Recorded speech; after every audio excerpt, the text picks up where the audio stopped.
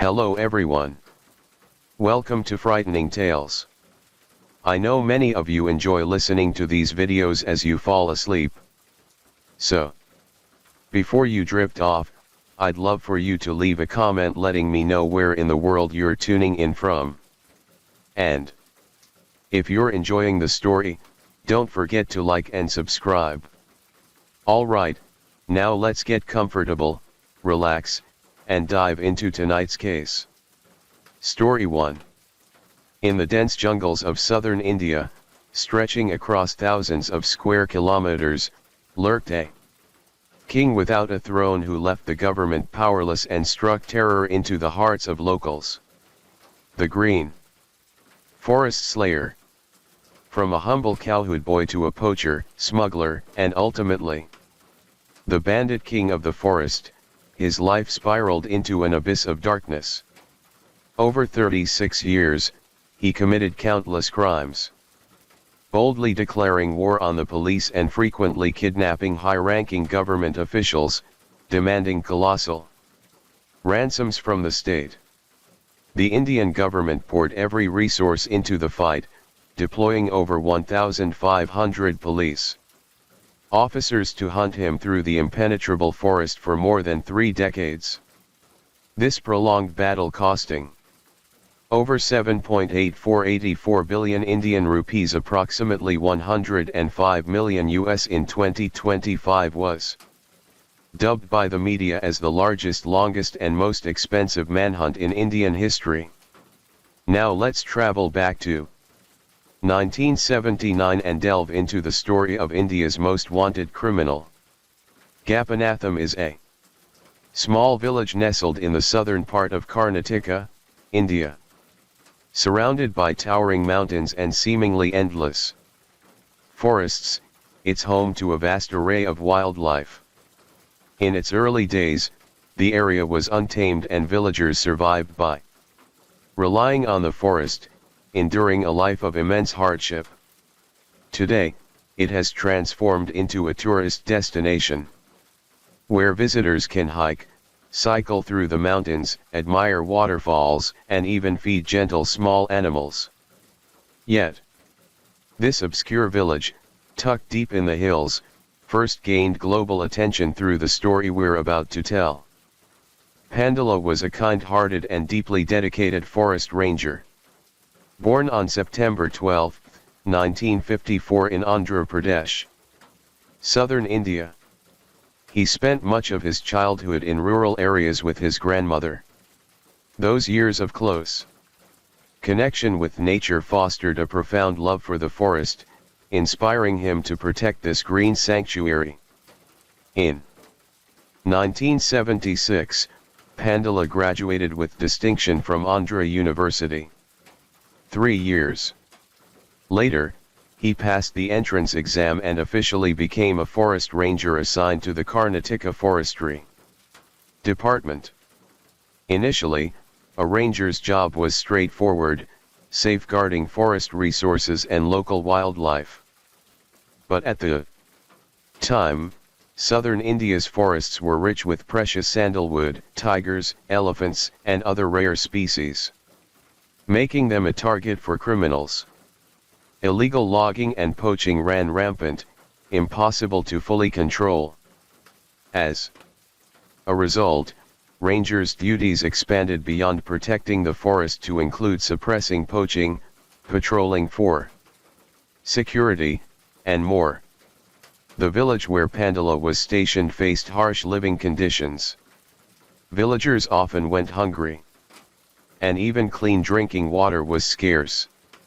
Moved by their plight, Pandala took the lead in building irrigation channels and water supply systems.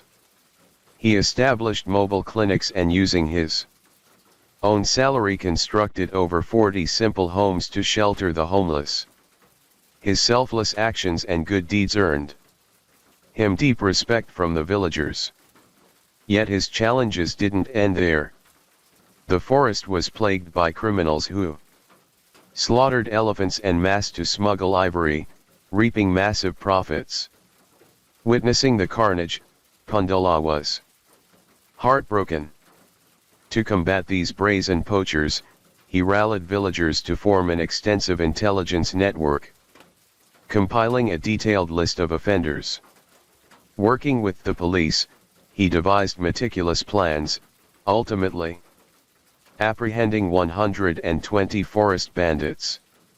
Such feats struck fear into criminals, deterring many from re-offending.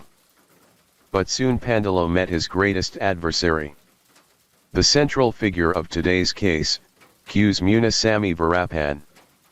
Born on January 18, 1952 in Gapanatham, Karnataka, Varapan grew up in a poor family. The few acres of ancestral farmland seemed cursed. Nothing they planted thrived, leaving the family frequently starving. As a child, he survived by herring cattle for food. As he grew, he learned to hunt with his father. Varapan quickly displayed remarkable talent. He could navigate the dense forest with ease, pinpointing the hiding spots of prey. His eyesight was extraordinary, able to detect traces of birds from great distances. His uncle, Salvi Gond, a notorious veteran poacher, recognized his nephew's potential during a hunting expedition. Taking Varapan under his wing, he mentored him closely. In 1962, at just 10 years old, Varapan, under his uncle's guidance, killed his first elephant. By 13, he began practicing with firearms. Astonishingly, he seemed born to wield a gun, his shooting skills improving rapidly. Within a year, he became a sharpshooter, hitting every target with precision. At 17, Varapan clashed with a fellow villager over hunting spoils.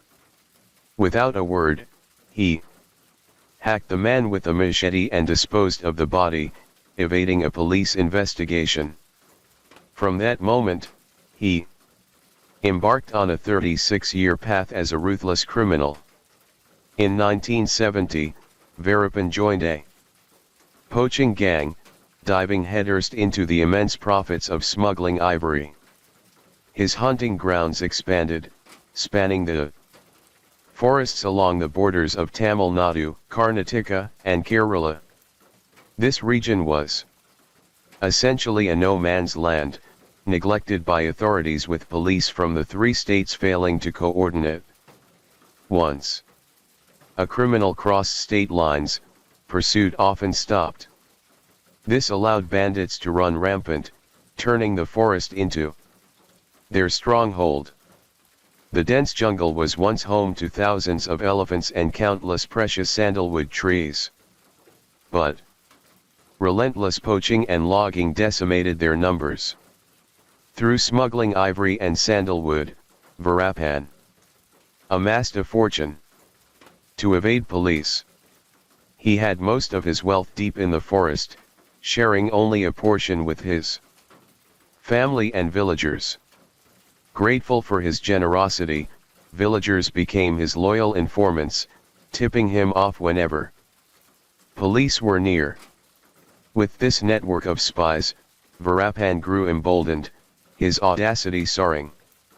On August 27, 1983, during a poaching expedition, he brutally killed a forest ranger attempting to stop him. This act drew immediate attention from local police, and Pandalo with his intelligence network resolved to capture this bandit at all costs. He collaborated with police to plan a massive sweep, setting an elaborate trap. But Varapan was no ordinary foe. Raised in the forest, he knew its terrain like the back of his hand. The moment police moved in, he vanished into the depths, aided by villagers' protection. Catching him was like finding a needle in a haystack. After 3 years of relentless pursuit, the police finally outmaneuvered him. Varapan fell into a trap and was arrested. Just as everyone breathed a sigh of relief, believing the ordeal was over, Varapan escaped in a stunning breakout from tight security. Later investigations revealed he had bribed a police officer, planting an insider to ensure his freedom. Pandala was furious. The man he had worked so hard to capture had slipped away. This failure became a thorn in his side, fueling his vow to bring Varapan to justice, no matter the time or effort required. After his escape, Varapan didn't lie low. Instead, he grew even more brazen. On August 26, 1986, he killed another forest ranger, Sidaramanak in Karnataka. In 1987, he kidnapped and assaulted Chidimaram, a forestry department official. On January 5, 1989, he killed 3 forest rangers in a single attack. On April 9, 1990, he openly targeted 4 police officers. These acts were sheer madness, defiant to the extreme. Beyond clashing with authorities, Varapan waged war against rival gangs over conflicting interests, wiping out 5 key members of an opposing group and cementing his reign as the unchallenged king of the green forest in the poaching underworld. Over time, his notoriety grew, and at its peak, his gang swelled to hundreds of followers. Remarkably, Varapan's cunning included doing out small favors to win. Far from fearing him, many villagers saw him as a hero who robbed the rich to help the poor, daring to defy the powerful. In 1990, at 38, Varapan married Mthalakshmi, his most ardent admirer. They had 2 daughters after their marriage. Even with a family, he showed no restraint. Recognizing the growing power of this criminal empire, the Indian government could no longer stand idly by. Karnataka and Tamil Nadu joined forces, forming a special task force, STF, to combat the bandit. Pandala, with his wealth of experience, was appointed deputy commander. Learning from past failures and local dynamics, he devised a new strategy. Avoid direct confrontation and dismantle the gang from within. Using persuasion as the primary tactic, he established a tree nursery in Varapan's hometown of Gopinatham. Pandala built temples, planted trees, and arranged jobs for villagers, paying them monthly wages. He publicly declared that any criminal who surrendered would receive leniency, be offered honest work and have a chance to reform and lead a stable life. This approach proved highly effective. When the first surrenderer faced no harsh punishment, scores of gang members laid down their arms. Varapan's criminal network shrank dramatically from hundreds to 40, then to just over 10. Even his own brother turned against him. To further solidify trust, Pandala hired lawyers for the surrenderers, securing reduced sentences and bail arrangements. Meanwhile, the STF didn't rest, conducting widespread forest searches and uncovering large caches of contraband and cash. These heavy losses enraged Varapan, who vowed revenge.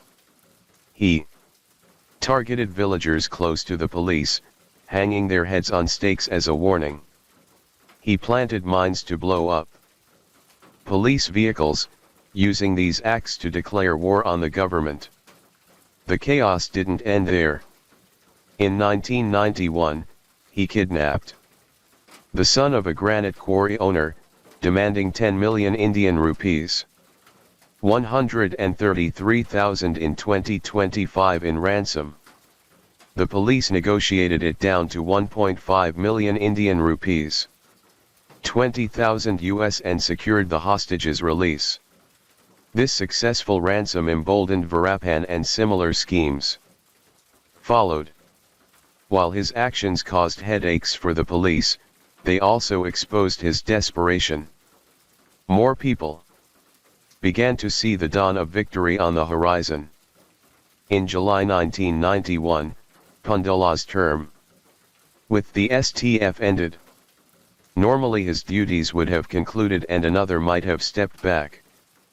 But Pandola couldn't let go.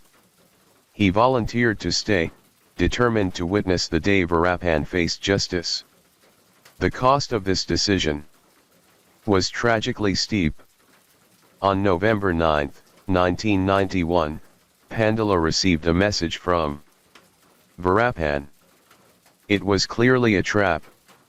Yet Pandola chose to go. Before leaving, he sent a message to his colleagues. But reality was cruel. The next morning, as he crossed a small stream outside Gopanatham, Pandola was fatally shot. Moments later, Verapan appeared, taking his head as a before swaggering away. Thus ended the brilliant but brief life of this devoted forest ranger. Many mourned Pandola's passing. Some called him naive. How could he trust a demon like Verapan? But those who knew him understood. Pandola wasn't foolish, but profoundly kind. He genuinely wanted to save more lives, even if it meant risking his own. He was a true hero. To honor his bravery, the government posthumously awarded him a medal and designated November 10 as Green Forest Martyrs Day. Near Gopanatham, a memorial was built in his name, still visited by many today. After Pandola's death, Verapan, his sinister plan of success, grew even more unrestrained. He began attacking police stations, setting traps to ambush officers, and sparing no one, not even ordinary villagers. Anyone suspected of informing the police fell prey to his ruthless hand. In 1993, the Indian government, unable to tolerate his tyranny any longer, deployed the Border Security Force, BSF, to join the manhunt. Unexpectedly, during a firefight, they were outmaneuvered, losing over 20 soldiers in a crushing defeat. Yet the police's efforts weren't in vain. Relentless pressure shrank Verapan's gang to just 5 core members. Seizing the momentum, the government offered a hefty 50 million Indian rupees, 667,000 US bounty. On April 9, 1993, to retaliate against the crackdown, Verapan orchestrated the Palar blast. Using 50 kilograms of explosives, he detonated a bus carrying police, rangers, and villagers. Of the 41 aboard, 22 perished. This attack was the deadliest blow since the fight against Verapan began, marking the most lethal bombing of the 20th century. In Karnataka, the tragedy shocked the nation, prompting the government to raise the bounty to 150 million Indian rupees, 2 million US, and deploy additional forces for a massive sweep. But the demon wasn't done. On May 24, 1993, he ambushed the STF, killing 6 officers. That July, in a chilling act, he strangled his newborn daughter because she wasn't the son he wanted.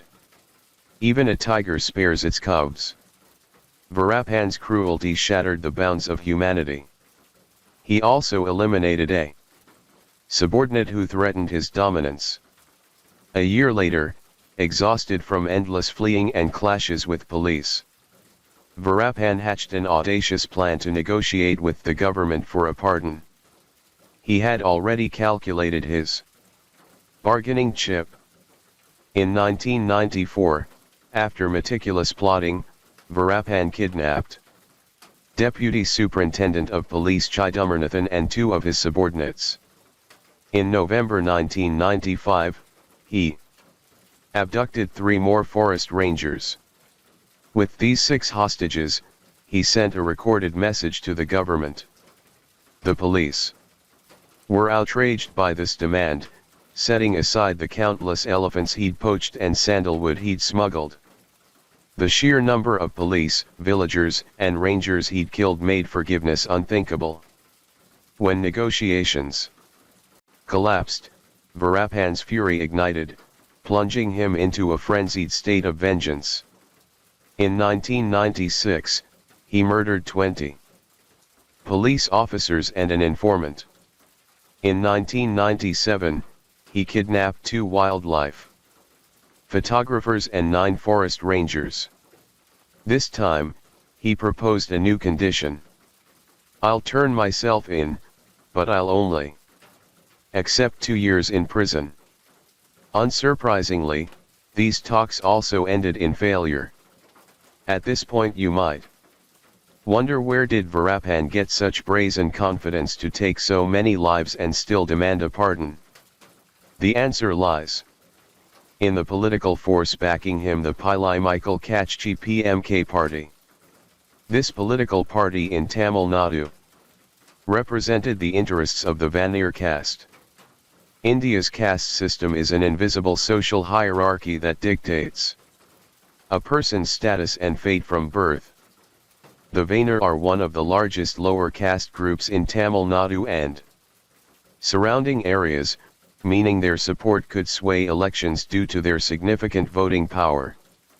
With the PMK's backing, Varapan was more than just a terrorist and smuggler.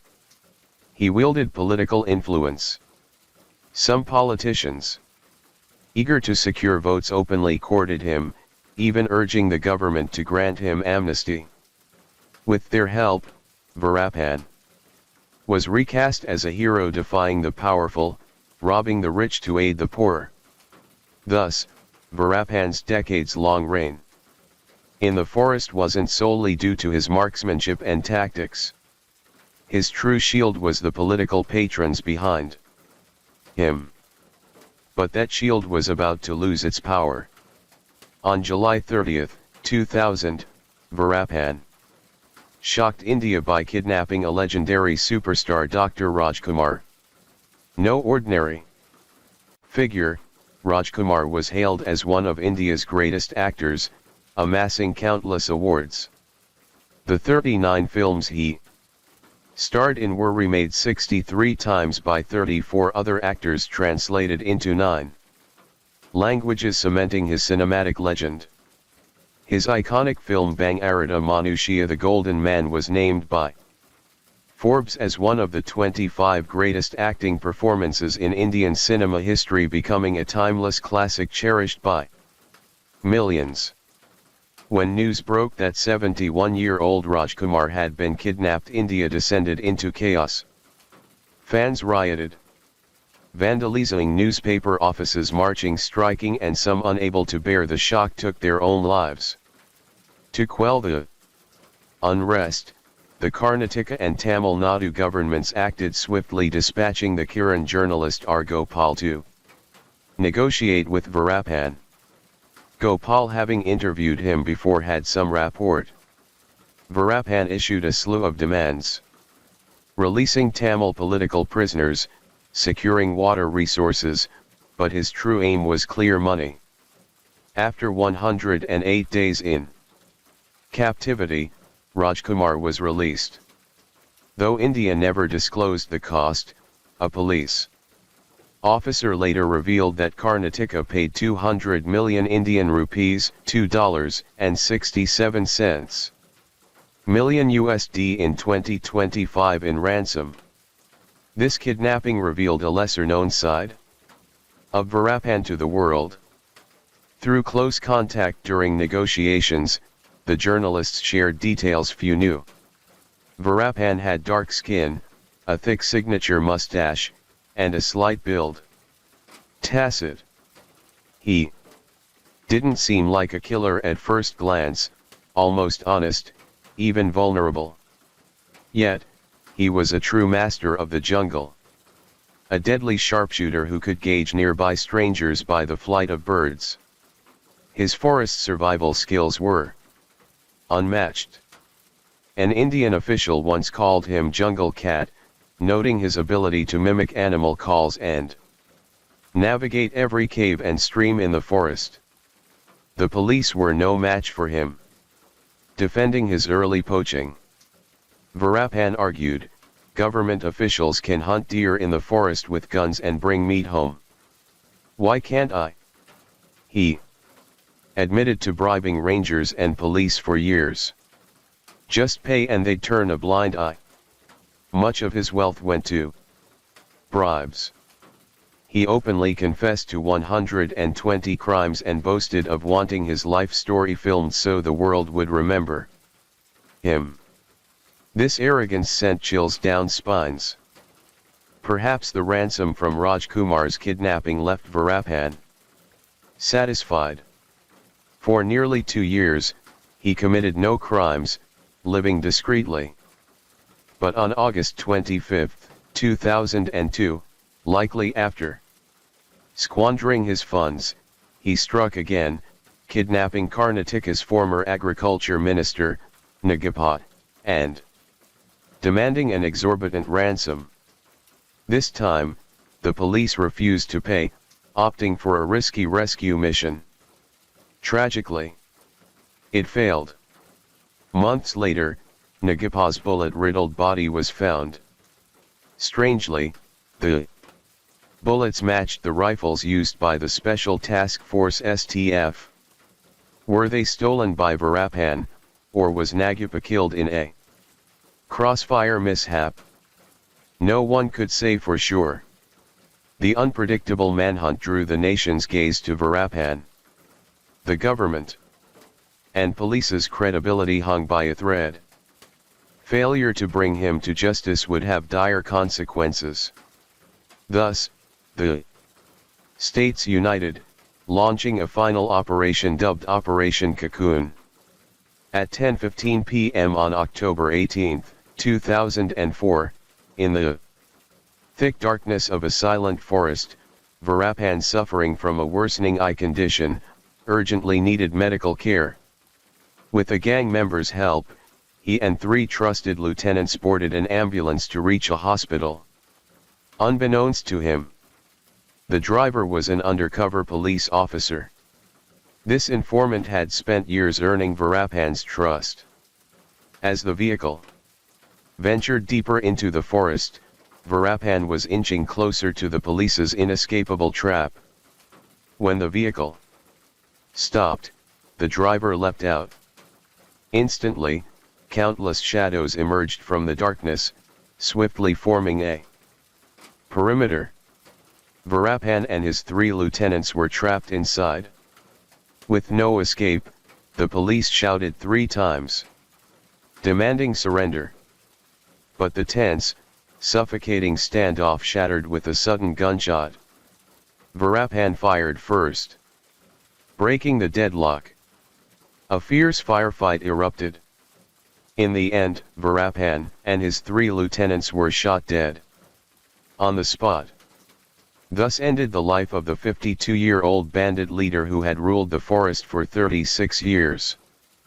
Police later tallied that Varapan had killed at least 184 people, including 97 rangers and officers. To eliminate him, India spent a fortune.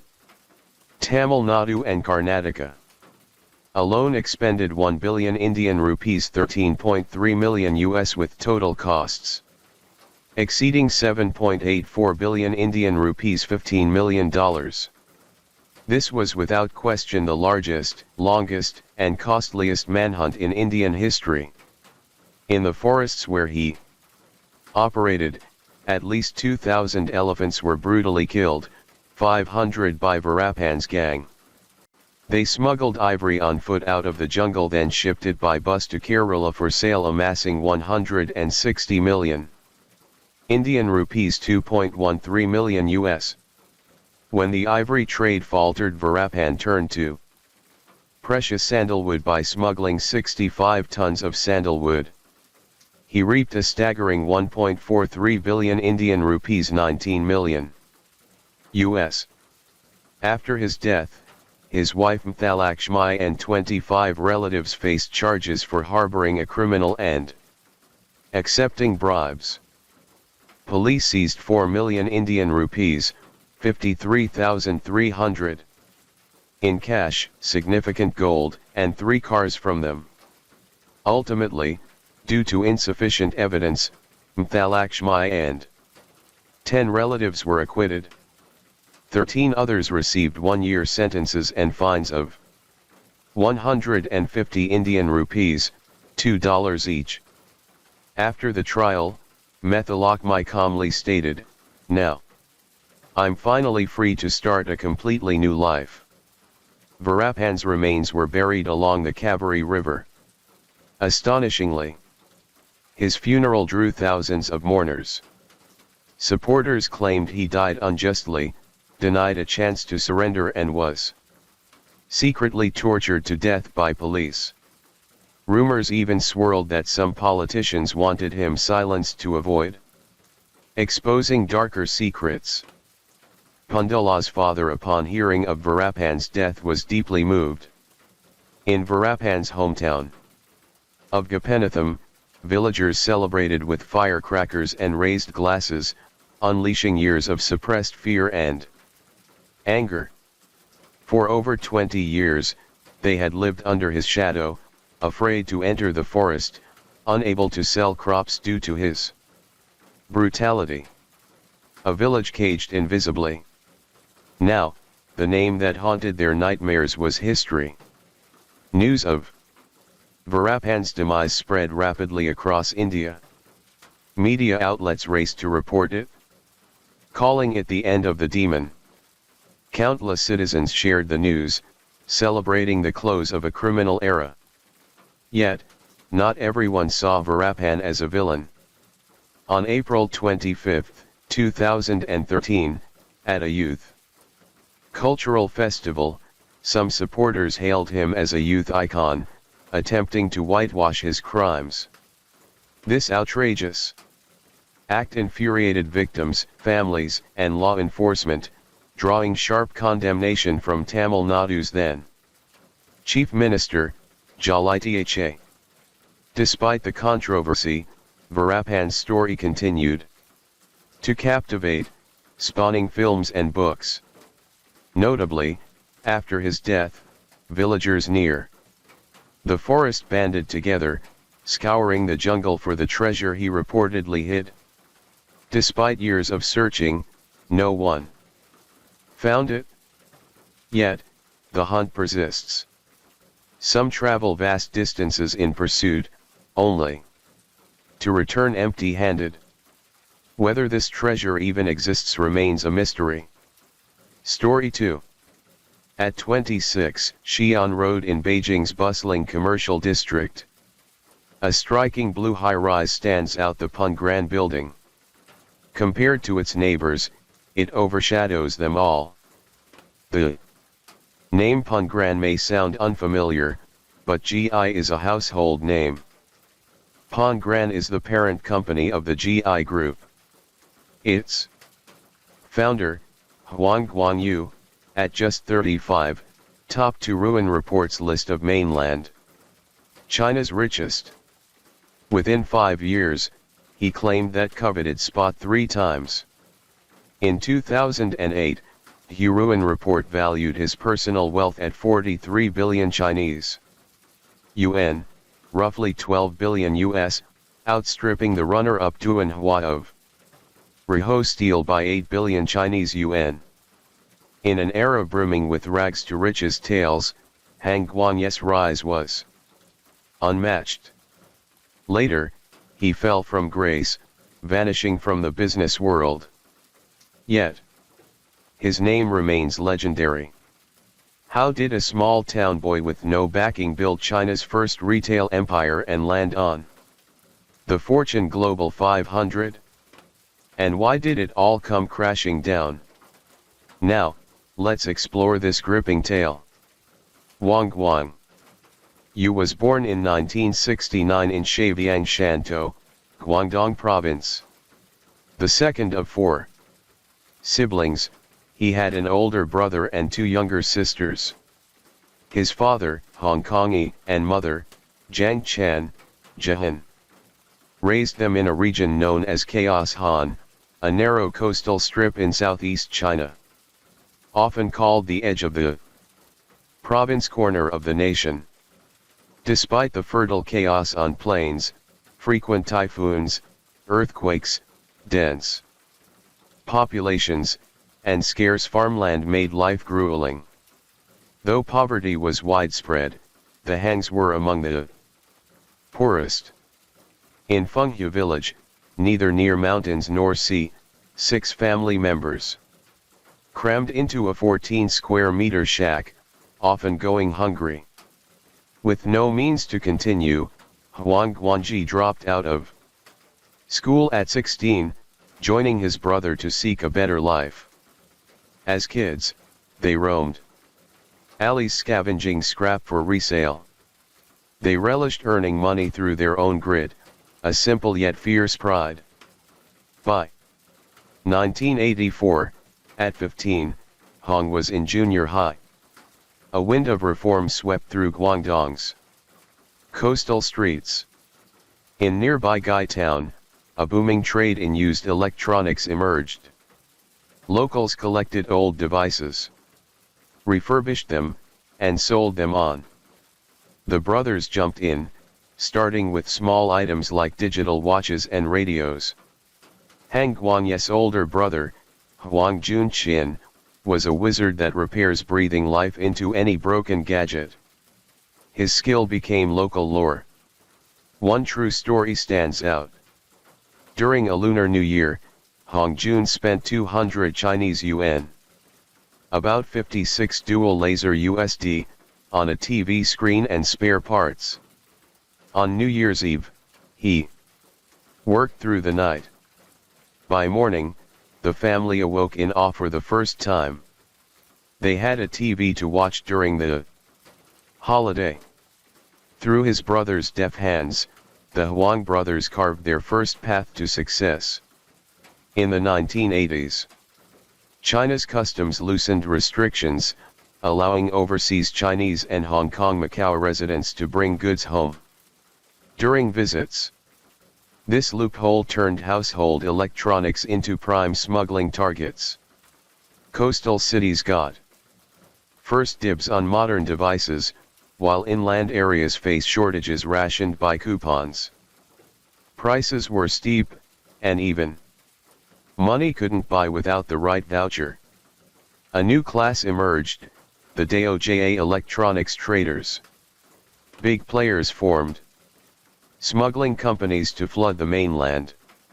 Small timers like Huang Guangyu and his brother refurbished old devices for resale. In 1985, barely through junior high, Huang Guangyu and his brother left their hometown, lugging oversized backpacks. They boarded a classic green train, chugging over 40 hours from Shantou, Guangdong to Hahat, Inner Mongolia, chasing a new future. Electronics were scarce in Inner Mongolia, and their used goods shop thrived, earning 4,000 Chinese yuan.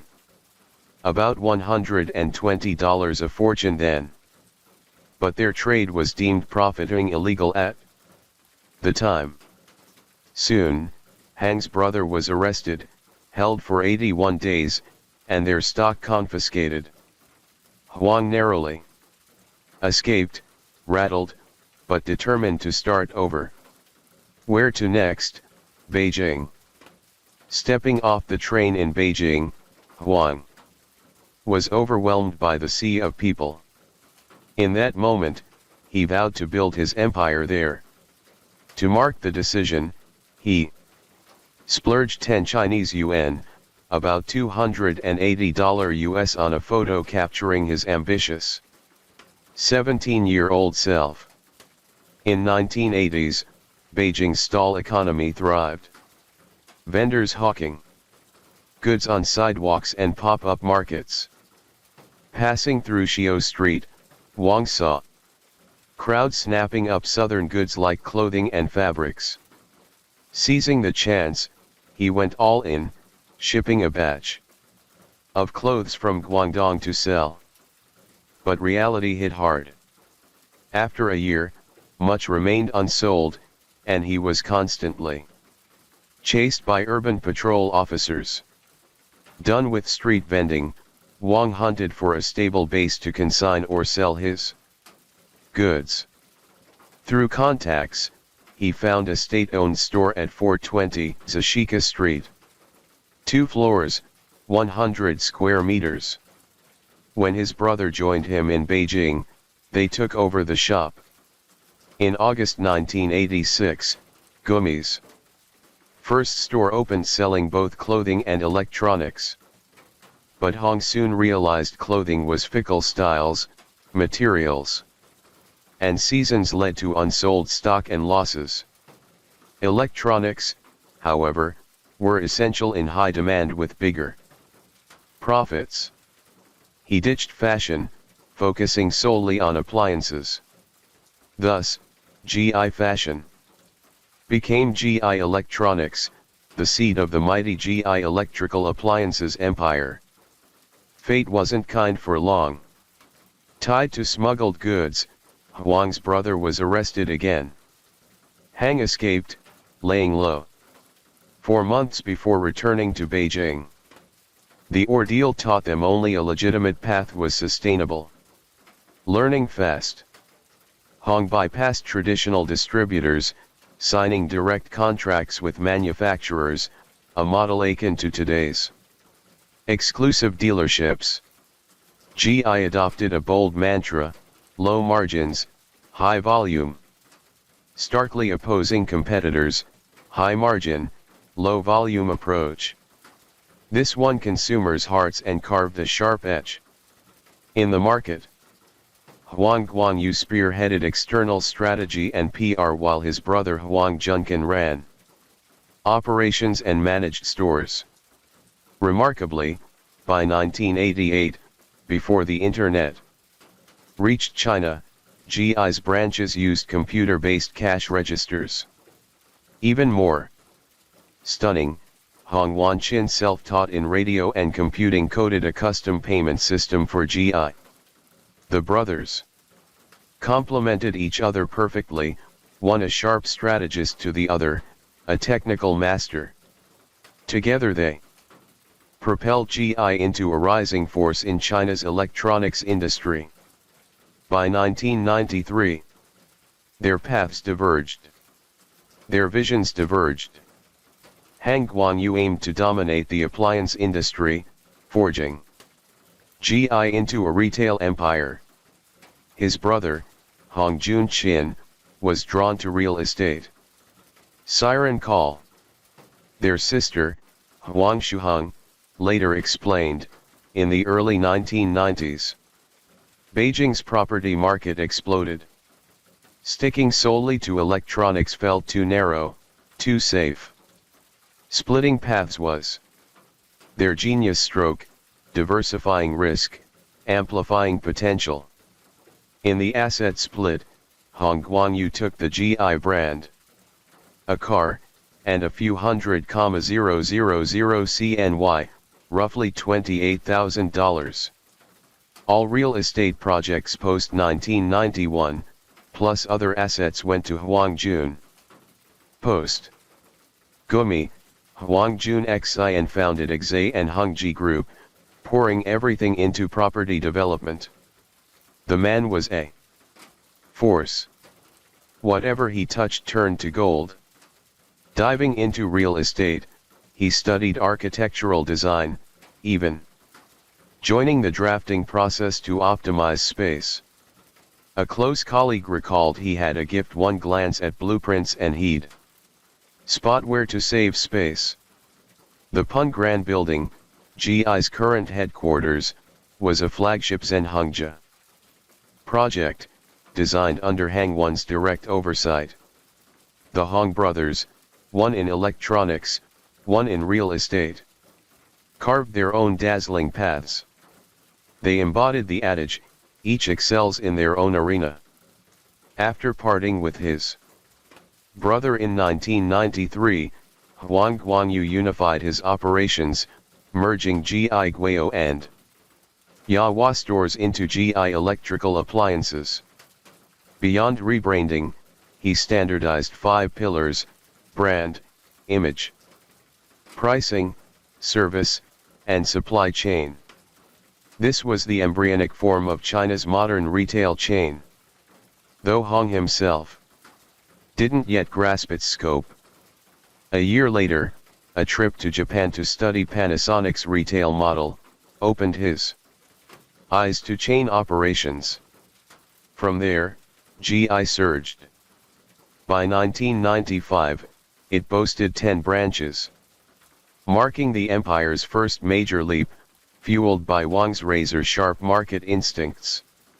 In 2003, GI opened a branch in Hong Kong's Manual Life Plaza, signaling global ambitions. Wang unveiled his 7 unifications. 1. Leadership strategy, prioritizing scale and store growth. By November 2008. Before his arrest, GI had 300 stores, nearly 50 billion CNY in annual revenue, about 14 billion US, and over 40,000 employees, reigning as China's unchallenged electronics giant. Beyond its core business, Hong diversified into investments and real estate. Even in GI's early days, he dabbled in finance without fully realizing it. Kawa natives are known for solidarity. Speaking the Cow's dialect, the Hong brothers earned suppliers' trust. Securing goods on credit pay, later deliver now. GI tasted success's sweet fruit. Applying this model to manufacturer, suppliers waited 3 months for bank payments. Industry insiders called it unfair low purchase prices, and delayed payments frustrated producers. But Gourmet's colossal sales forced compliance. By paying suppliers late and collecting customer cash fast, GI held funds for months. As scale and reputation grew, this trapped capital fueled other investments, including long-term real estate ventures. This financial bridge powered Hang's second empire. In 1995, Huang Guangyu handed Gourmet's operations to his sister's husband, Zhang Xiang, stepping back from the retail front lines. This shift was deeply influenced by one man. As a young man, Hong hadn't heard of Li Causing, but now the fellow Cowan native's fame echoed everywhere. Wang studied Li's genius, marveling at his empire's spanning industries, each feeding the others in a seamless cycle. Hang distilled Li's philosophy into 8 words. Business without boundaries. Mutual growth, coexistence. He cherished this so much he wrote it out and hung it in his office. In 1996, Hang founded Pungan Group, diving into capital investment. In 1999, he visited Hong Kong officially to scout business opportunities. Insiders say his real goal was to connect with a powerful figure to ease his entry into Hong Kong's capital markets. Shenzhen, Hong Kong's stock market prodigy. From Shen, Hang learned intricate capital maneuvers, transforming GI's 200 million Chinese yuan value, about 56 million US, into over 40 times that overnight. Shun, also from Kawa, had migrated from Shan, Guangdong to Hong Kong at 9. A pioneer stockbroker, he mastered capital operations and listing regulations, specializing in shell company trades. Shin admired Hong. This kid's sharp, bold enough to fight, and with a bit of luck, he'll carve a grand path. As for luck, Shin decided to give Hong a boost. In July 2000, Shin spent 56 million Hong Kong dollars, about $7.3 million USD, to buy Jinghua Automation, a cheap listed company dubbed a penny stock for its low value and scant trading. After cleaning it up, he handed it to Hong. Wang set up an offshore company in the Virgin Islands, gradually acquiring 85.6% of Jinghua's shares. When he exceeded Hong Kong's takeover threshold, he sold 11.1% at 4 Hong Kong $25 per share, pocketing 76.5 million Hong Kong dollars, about 10 million US, while retaining control. In July 2002, Jinghua became China Peng Hang re-emerged, merging 18 subsidiaries with 94 high-quality stores into GI Electrical Appliances. Peng held 65% with Hong directly owning the rest, effectively controlling it all. In June 2004, Peng Grand spent $8.3 billion Hong Kong dollars, roughly $1.1 billion USD, to become Goi's largest shareholder. By September, the company was renamed Goi Electrical Appliances. Wang's wealth soared to 10.5 billion Hong Kong dollars, about $1.4 billion USD, topping China's rich list that year. In April 2008, Hong Kong's Securities and Futures Commission launched a probe into Goi. That same year, just 40 days after topping the Huruan report for the third time with 43 billion Chinese yuan, 12 billion US in assets, Hong faced investigation for commercial crimes, illegal trading, insider dealing, and bribery. Between September 2007 and early 2008, he orchestrated share buybacks to siphon 4.22 billion Chinese yuan, $1.2 billion USD from GI using the cash to settle gambling debts through underground financial channels and fund other investments. Over 4 years, he extracted 13.5 billion Chinese yuan, $3.8 billion USD. Continuous share sales slashed his controlling stake in GI from 66.9% in 2004 to 33.98%. Catching the Commission's eye, Hang's massive gambling debts traced back to meeting Shenpyong in 2003. Through Shan Huang met Lian Xiao, the king of high seas gambling. Thus began his descent into the casino world. In Macau, Lin extended him a 400 million Chinese yuan 112 million US credit line wins and losses tracked on a ledger. But Hong's business luck didn't hold at the tables. Reports claimed he once lost over 100 million Hong Kong dollars, $13 million US in a single day. At that rate, even a vast credit line ran dry. When it did, GI CEO Wu Jianyue signed promissory notes on Huang's behalf. His gambling debts reportedly reached tens of billions of HKD. Casino rules allowed 2 grace periods for repayment. Pressed hard, Hong funneled mainland company funds to Wu's accounts, then through underground channels to settle debts. Under Chinese law, unauthorized foreign currency exchanges are illegal with severe cases facing criminal charges for illicit trading. From September to November 2007, Hong converted over 800 million Chinese yuan 224 million US into HKD via underground networks. Worse, after his arrest, he faced bribery and insider trading probes.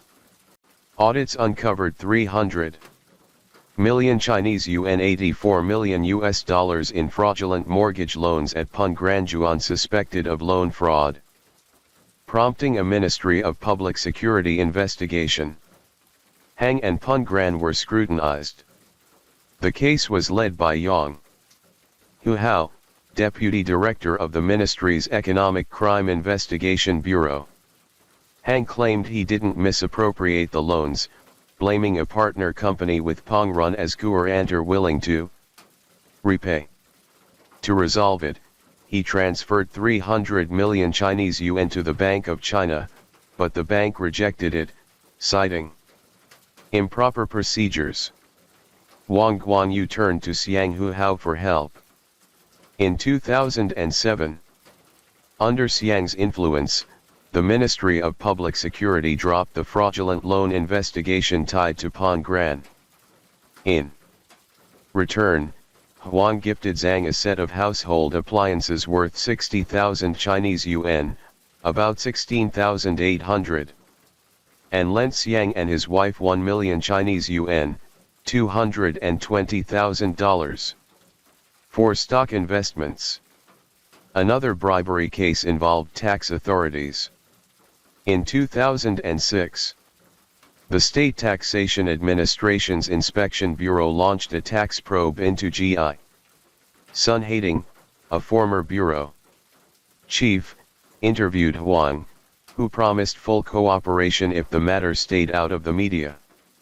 After a year-long audit, G.I. paid over 80 million Chinese yuan, $22.4 million USD in back taxes, penalties, and interest, including over 8 million Chinese yuan, $2.24 million, for Hang's personal income tax.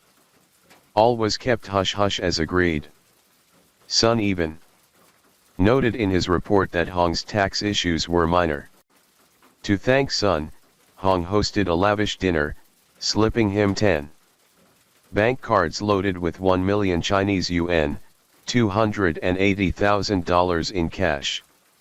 Two other Beijing tax officials each received 500,000 Chinese yuan, 140,000 in bribes. The intermediary, also a tax official, pocketed 1.5 million Chinese yuan for $120,000 as a kickback.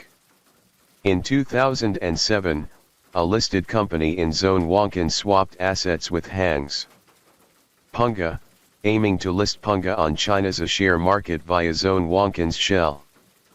Fueled by this news, Zone Wonkin's stock soared as the project's orchestrator, Huang, should have avoided conflicts of interest. Instead, he used his ID to open a personal stock account, buying over 60,000 shares worth 90 million Chinese yuan, $25.2 million USD netting, a 3.5 million Chinese yuan, $1980,000 USD profit. That same year, he directed others to open accounts with his wife, Du Huan, managing them. They bought 104 million Zone Wuankin shares, with trades exceeding 1.3 billion Chinese yuan, 364 million US, reaping over 300 million Chinese yuan, $84 million in profits. Beijing's People's Court sentenced Huang to 9 years for insider trading, plus an 800 million Chinese yuan, $224 million fine. Combined with bribery and illegal trading charges, his total sentence was 14 years. Du Huan got 3 years. Du Huan was a legendary figure. When her husband faced ruin, she didn't abandon him, but fought to save Gome. Marrying Du was one of Hang's wisest moves. Involving her and Gome's management was another. After having children, Du stepped back to focus on family, but Hang urged her to stay engaged. When their kids grew, she returned to the front lines. In an interview, she thanked Huang for respecting and nurturing her. His support not only empowered her but saved him in GOM. In June 2004, GOM listed in Hong Kong via Pong Run with Du as one of 5 executive directors. You care her finance expertise and fluent English drove major acquisitions post-listing matching Hong. Du was one of Hong's capital prowess. When Hang hit rock bottom, Du scrambled tirelessly securing victory in the infamous battle for control preserving GOM. This brings us to another key player, Qin Xiao. Starting in appliances in 1985, Qin was once deputy CEO of a state-owned firm. In 1996, he launched Yongla in Shanghai. With 1 million Chinese yuan $280,000 US, growing it to 108 stores nationwide by 2004. As China's retail market split between giants GOM and Sunningong aimed to dominate by acquiring rivals, Yongla, the market's third largest, became a target. Backed by Morgan Stanley, Yongla provided GOM an entry point. In 2005, Yongla listed in Hong Kong, but struggled with high merger costs and low profits, missing Morgan's targets. Morgan dumped Yongla shares, triggering a sell-off that slashed Yongla's value by 59% in 3 months from over 10 billion Chinese yuan to just over 4 billion Chinese yuan, 112 billion US. Morgan boosted its GOM stake, publicly backing GOM's takeover. Yongla was cornered ripe for acquisition. On July 25, 2007, GOM Electrical Appliances announced Yongla's acquisition for 5.27 billion Hong Kong dollars. About $686 million. By November, the merger formed the new GOM Electrical Appliances Group. Yongla CEO Chen Xiao became the new GOM CEO. Initially, Chen and Huang agreed to integrate Yongla's team, but post-deal, Huang reneged, isolating Chen. Before Chen could dwell on it, a stroke of fortune arrived. 2 months after Huang Guangye's arrest, Chen Xiao, as the second largest shareholder and CEO, took charge of crisis management. He declared, "I must stress based on what the company knows, GOM Electrical Appliances is not linked to the investigation of Huang Guangyu, and we've received no inquiries from authorities." In that tense climate, distancing Huang from GOM in the media was the best move. His family didn't object. Still, GOM suffered heavily. Banks tightened credit, suppliers hesitated to deliver, and cash flow dwindled fast. The company teetered on the edge of financial collapse. In 2009, GOM negotiated funding with Wapping Investments, Carille Group, and Morgan Stanley, but Qin chose his old ally, Bain Capital, signing a deal heavily favoring Bain. Crucially, it granted Bain 3 non-executive board seats out of 11. Worse, GOM couldn't nominate replacements for Bain's seats. Huang was livid.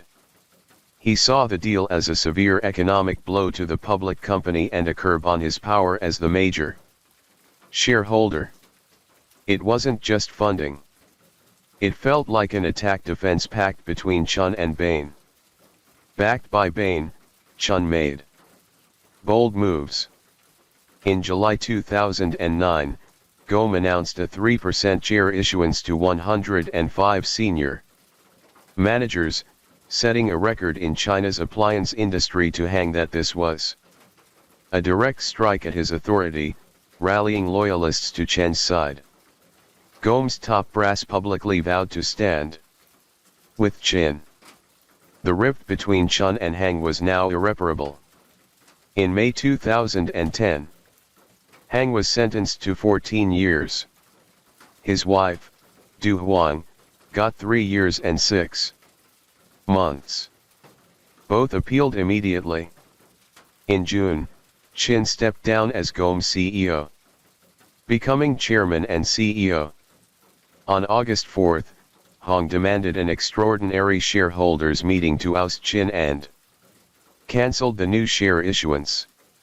The next day, Chin countersued Huang for breach of contract, igniting a public feud.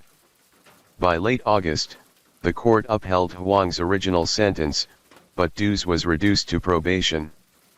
Further realized, Chin was pushing to issue more shares, diluting Huang's 33.98% stake against Chun and Bain's combined 12%. Chin jetted to Europe and the US wooing investors. Du fought back, rallying coalitions to raise nearly 2 billion Chinese yuan, 560 million US. On September 28, the shareholders' meeting brought a stunning twist.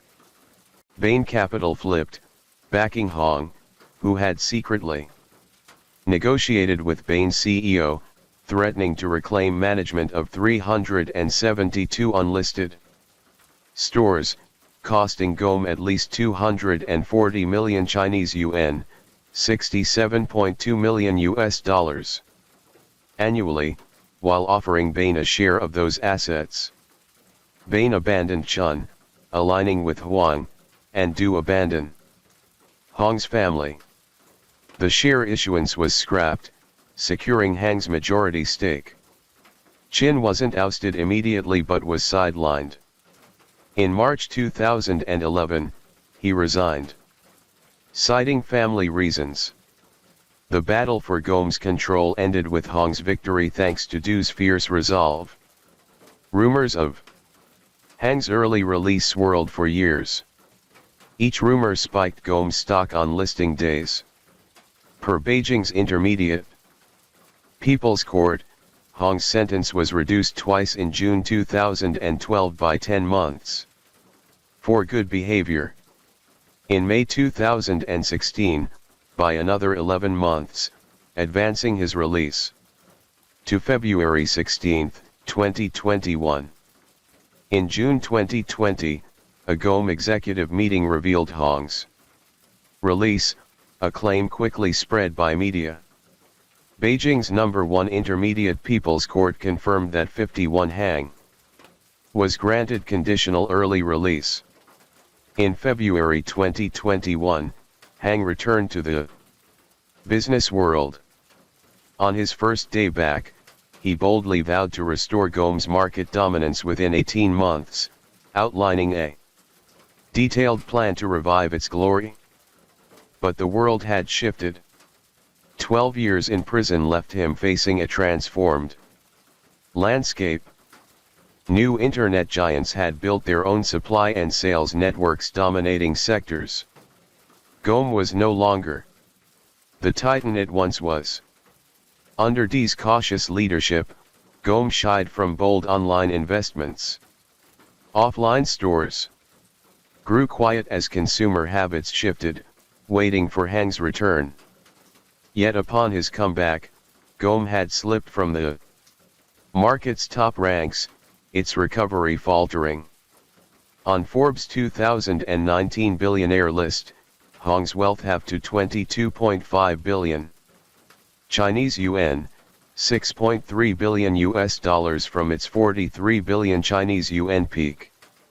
Unwilling to accept defeat, Wang aimed to reinvent GOM, launching new ventures across sectors. A potent shot to catch up. But the market showed otherwise. That bold remedy seemed to plunge GOM deeper into the abyss. After waves of upheaval, GOM's once stable cash flow dried up and most stores vanished, effectively exiting the appliance retail race. Though not yet delisted from Hong Kong Stock Exchange, GOM's shares limp at 0.035 Hong Kong dollars, about 0.0. Before of USD each. Netizens lament the fall of a once mighty giant. 4. Hongguan the only path left may be live streaming sales. Story 3. On September 4 of 1992, the skies above Ho Chi Minh City were torn apart, not just by the roar of jet engines, but by thousands of leaflets cascading down like a surreal rain. Few could have imagined that at that very moment aboard Vietnam Airlines Flight VN 850, a brazen hijacking was unfolding. A passenger, an American of Vietnamese descent named Luong, had seized control of the cockpit, demanding the plane lower its altitude to scatter anti-government leaflets over Ho Chi Minh City. His mission complete, he parachuted from the aircraft, leaving the passengers and crew in stunned silence. The incident sent shockwaves through Vietnam's aviation security and sparked fierce debates worldwide. 2. Some, Luton was a reckless extremist, even a terrorist. To others, particularly in the overseas Vietnamese community, he was hailed as a hero, daring to act on his convictions. This politically charged hijacking caused no casualties, but left deep scars on society's understanding of freedom, security, and the fragile line between ideology and extremism. On September 4, 1992, Luong stepped into Don Mueang Airport in Bangkok, Thailand, clutching a ticket for Vietnam Airlines Flight VN 850. The aircraft, an Airbus A310-200, with registration LSJXB, was owned by Bulgaria's Jes Air and leased to Vietnam Airlines. This routine international flight from Bangkok to then Sun Airport in Ho Chi Minh City carried 127 people, 115 passengers and 12 crew members. Posing as an ordinary traveler, Luong boarded with 2 carry-on bags concealing a parachute, paracord and roughly 50,000 pre-printed Vietnamese leaflets. He deliberately chose seat 1B in business class, perilously close to the cockpit to execute his plan. The plane took off from Bangkok at 5 p.m. as scheduled. No one, neither the crew nor the passengers, suspected the middle-aged Asian man in seat 1B, dressed like a typical tourist with 2 oversized bags. 45 minutes into the flight, at 5:45 p.m., as the crew began serving dinner, Luong sprang into action. He noticed a stainless steel butter knife sharp enough to be dangerous on his meal tray. Swiftly, he hid the knife on his person, transforming it into a weapon. 10 minutes later, pretending to have finished his meal, he handed his tray to a flight attendant while discreetly checking the paracord coiled in his bag, gripping one end tightly. His plan was now in motion. At 6:08 p.m., Luong pressed the call button. Flight attendant Nguyen Chien promptly approached seat 1B, offering a drink with her usual courtesy. As she turned to leave, Lang struck. He whipped the PAR cord around her neck from behind, pulling it tight, and pressed the knife to her throat. "This is a hijacking," he growled, seizing control of the aircraft. Twishan screamed and struggled, but Luton swiftly shoved her into the small galley nearby. Spotting a foreign mail flight attendant part of the Jes Air crew, he immediately threatened and bound the man's hands with paracord, neutralizing any resistance. Both attendants, one male and one female, were now at the mercy of his knife and cord. Luong barked that he had a bomb in his bag, ready to detonate if anyone defied him. Panic rippled through the cabin as nearby passengers overheard the commotion, but couldn't yet grasp the situation. At that moment, another flight attendant, Long Tween, entered the galley to retrieve customs forms for passengers. Lang pounced, looping the paracord around her neck and holding the knife to her throat, ordering her to open the cockpit door immediately. With the instincts of a seasoned professional, Twyton stayed calm, slowly approaching the cockpit and signaling the captain.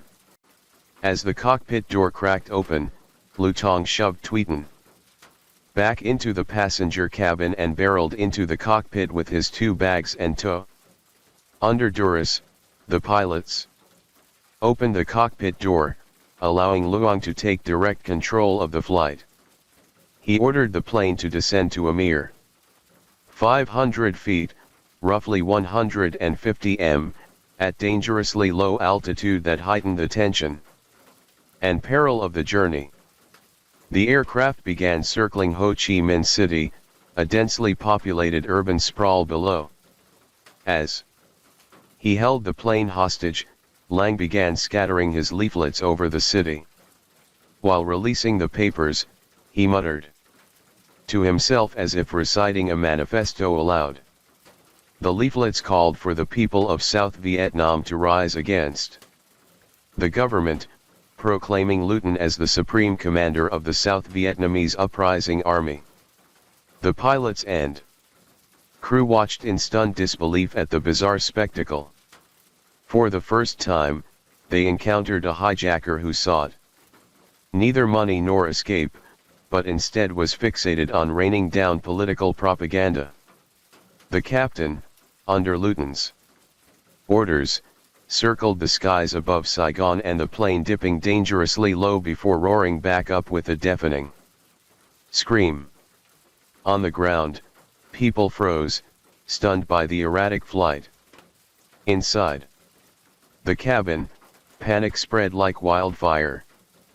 Passengers losing their nerve yanked life vests from under their seats, fearing a plunge into the river below. Others whispered prayers or clung to loved ones bracing for the worst. After nearly 30 minutes of circling and scattering tens of thousands of leaflets, Leong had broadcast his message. His next command was chilling climb to 7,000 feet, roughly 2,300 m, to prepare for the final act of his audacious plan, a parachute escape. As the plane ascended, Lang forced a crew member to open the left passenger door for his jump. The captain, horrified, warned that opening a door at such altitude and speed could be catastrophic. The pressure difference risked blowing the door apart, sending the plane into a tailspin. But Luton, cold and unyielding, shouted for the door to be opened now. With no choice, the crew unlatched the left door. The instant it cracked open, a thunderous boom echoed through the cabin like a bomb had detonated. A ferocious blast of air roared in, sucking loose papers, cups, and food scraps into a chaotic whirlwind. The plane lurched violently, shaking as if it might plummet. Passengers screamed in terror. Miraculously, the pilots wrestled back control, steadying the aircraft before it could spiral into disaster. But Luton's plan hit a snag. The left door, battered by the pressure, jammed half open, too narrow for escape. Undeterred, he bolted to the right side door, only to find it similarly stuck, barely ajar. He tried to squeeze through the gap, but the howling wind pinned him, nearly ripping him out into the void. The freezing gusts tore through both open doors, threatening to shred anything not bolted down. Time was running out. If he didn't act fast, he'd be trapped. When the plane made an emergency landing, his life forfeit. In a desperate pivot, Lang charged back to the cockpit, barking at the captain to fully open the cockpit window. Then, before the stunned pilot's eyes, the daring hijacker dove headfirst through the window, hurling himself into the night sky from over 2,000 meters without a moment's hesitation. After Luang's reckless leap, Vietnam Airlines Flight VN850 stabilized under the pilot's skilled hands. The captain immediately radioed Tan Son Not Air Traffic Control, reporting the hijacking and Lutong's parachute escape. A massive manhunt erupted. Police, military, and local militias mobilized, sealing off areas where Lutong might land. Luton's parachute deployed successfully, guiding him to a safe landing in a water spinach swamp in Nha District, bordering District 8 on the southern outskirts of Ho Chi Minh City. He swiftly ditched the parachute, hiding it before blending into the crowd to evade capture. Moving through multiple locations and changing clothes, he dodged the tightening net of the investigation. His nighttime jump went largely unseen, witnessed only by a handful of locals. Among them was a plainclothed militiaman passing through the area. Spotting him, Leong spun a quick lie, claiming to be a returning overseas Vietnamese who'd lost his way while visiting a friend. He flagged down the militia, pleading, "Please take me to this address. I'll give you $200. As he spoke, he flashed a few $100 bills as bait. The militia nodded, agreeing to help, and told Leong to hop on his motorbike. But instead of aiding the fugitive's escape, he drove straight to the nearest police station. Luton, oblivious, had all but handed himself over. Within hours of his crime, police subdued him, seized his weapons and belongings, and locked him up, ending his brazen escapade. This unprecedented act in the skies above Ho Chi Minh City sent shockwaves through the public, igniting curiosity about the man behind. Entombed, who would dare challenge aviation security, single-handedly orchestrate a leaflet drop, and execute a daring parachute escape? That man was none other than Luong, a name that sparked fierce controversy within the overseas Vietnamese community. Luong, born Lu Van Tong on September 1, 1946. In Quang Tri, grew up in Hue, Central Vietnam. Raised in a family steeped in nationalist traditions, he pursued a military path early on. In 1965, he joined the Republic of Vietnam Air Force and trained at Lackland Air Force Base in Texas, USA. Graduating as one of the few rigorously trained fighter pilots he saw combat in the war. After the fall of Saigon on April 30, 1975, Luton was captured by the new regime and imprisoned in a re-education camp for 6 grueling years. In 1980, he escaped, trekking through jungles and rivers to reach Thailand, a perilous journey spanning months. Granted political asylum by the United States, he settled in California, home to a vibrant Vietnamese diaspora. In America, Lutong became a polarizing figure among overseas Vietnamese. Unlike mainstream advocacy groups, he shunned conventional politics, embracing a lone wolf style, acting solo, often defying the law. Arrested after the hijacking, Luong cooperated with investigators, confessing his crimes without concealing his motives. Before the police and later in court, he claimed he acted because he heard the people of South Vietnam were rising against the government, but lacked a leader. So, I returned to lead them. His words revealed a delusion that his actions would spark a rebellion to topple the regime. The Vietnamese government saw it differently.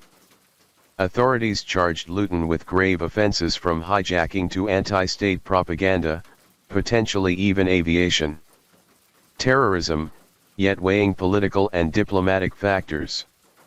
The prosecution opted to charge him solely with aircraft hijacking under Article 87 of the 1985 Penal Code, a purely criminal offense. This avoided publicizing the anti-state motive in court. A former Ho Chi Minh City Party official later revealed the intent treat the case as a standard criminal matter to prevent Luong from being lionized as a political hero by some. Luong's trial began on February 24, 1993 at the Ho Chi Minh City People's Supreme Court conducted under special procedures. The courtroom brimmed with spectators drawing intense media and public scrutiny. A key witness was flight attendant Lu Hong Tuyen, who endured Luong's knife at her throat and witnessed nearly the entire 57-minute ordeal in the skies. Answering questions, Tishan recounted the hijacking with calm precision from the moment the blade pressed against her neck to Lutong's daring parachute escape. She detailed how the 57-minute siege unfolded, noting the bravery of the crew flight attendants and an onboard security officer who tried to negotiate with the hijacker to protect passengers. Her composed, lucid testimony earned admiration from even the presiding judge. Luong throughout the trial remained eerily calm. He admitted he fully understood the extreme danger of his actions. As a pilot with 5,000 flight hours, he knew opening an aircraft door at high altitude could trigger a catastrophic crash. Acknowledging hijacking as a crime condemned by international law, he expressed remorse for endangering passengers. Yet, he refused to plead for leniency, insisting he acted for his ideals and would accept any punishment. The prosecution, led by senior prosecutor Lucian Duck, delivered a searing indictment. Luton's actions, Duck argued, were profoundly dangerous, jeopardizing the lives of hundreds, inflicting severe material and reputational damage on Vietnam's aviation industry. Under Vietnamese law and international treaties like the 1971 Montreal Convention, hijacking carried a maximum penalty of death. Given the audacity of Lutong's crime, the prosecution initially sought life imprisonment without parole, but mitigating factors softened the stance. Notably, Leon's family background played a role. His father, a martyr, killed fighting the French, and his elder brother, a high-ranking official in the government, weighed in his favor. After deliberation, the prosecution proposed a sentence short of death. The panel deliberated for over an hour before delivering the verdict. Luton was sentenced to 20 years in prison for aircraft hijacking. Beyond incarceration, the court ordered him to pay Vietnam Airlines 500,000 Viet Cong USD and 7 million VND, approximately $280 US in June 2025 based on $25,000 VND to repair damage to the Airbus A310 ravaged by the open doors mid-flight.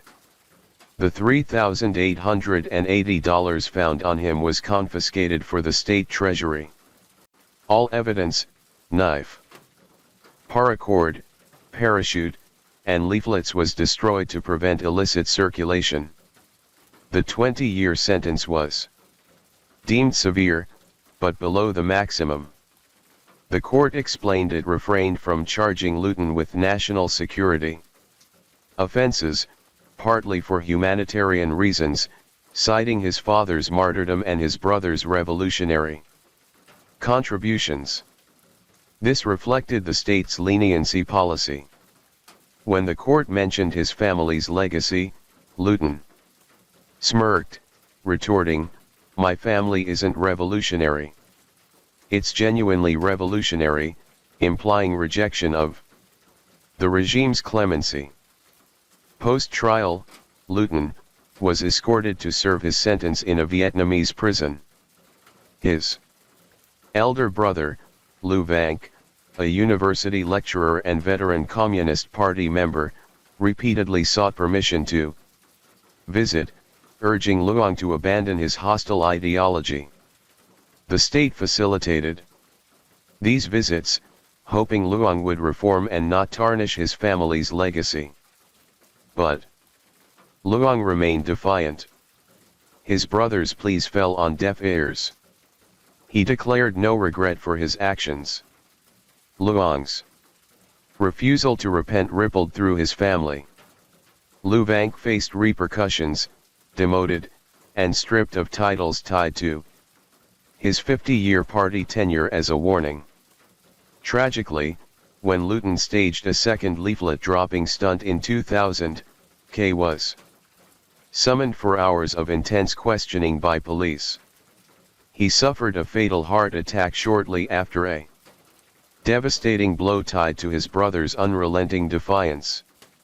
The hijacking of Vietnam Airlines flight VN850 didn't just shake Vietnam. It unleashed a firestorm of conflicting reactions worldwide, especially among the Vietnamese diaspora. This wasn't merely an act of aviation terrorism. It was a clash of political ideals, international law, and society's reckoning with actions taken for freedom. In Vietnam, the media branded it terrorism, a flagrant violation of international law and civil aviation security. Authorities condemned Lu Tong as an extremist, fueled by hatred to sow chaos and instability. The incident forced a sweeping review of aviation security protocols, particularly for leased flights like VN850, which used a foreign plane and crew. It sounded an alarm about symbolic, yet dangerous and unpredictable acts. The US government faced a delicate dilemma. One of its citizens had committed a grave crime, hijacking against a nation with which it was just normalizing relations. Pressured by the Vietnamese exile community and human rights groups, the US called for Lu Tong's release, but stopped short of endorsing his actions. The Vietnamese diaspora in the US and Western countries split sharply. Many hailed Lu Tong as a hero, a fearless figure who did what no one dared. They rallied for his freedom, printed T-shirts, waved the three-striped yellow flag, and dubbed him the leaflet dropper in the sky of freedom. Others condemned his recklessness, calling his actions extremist and a threat to innocent lives.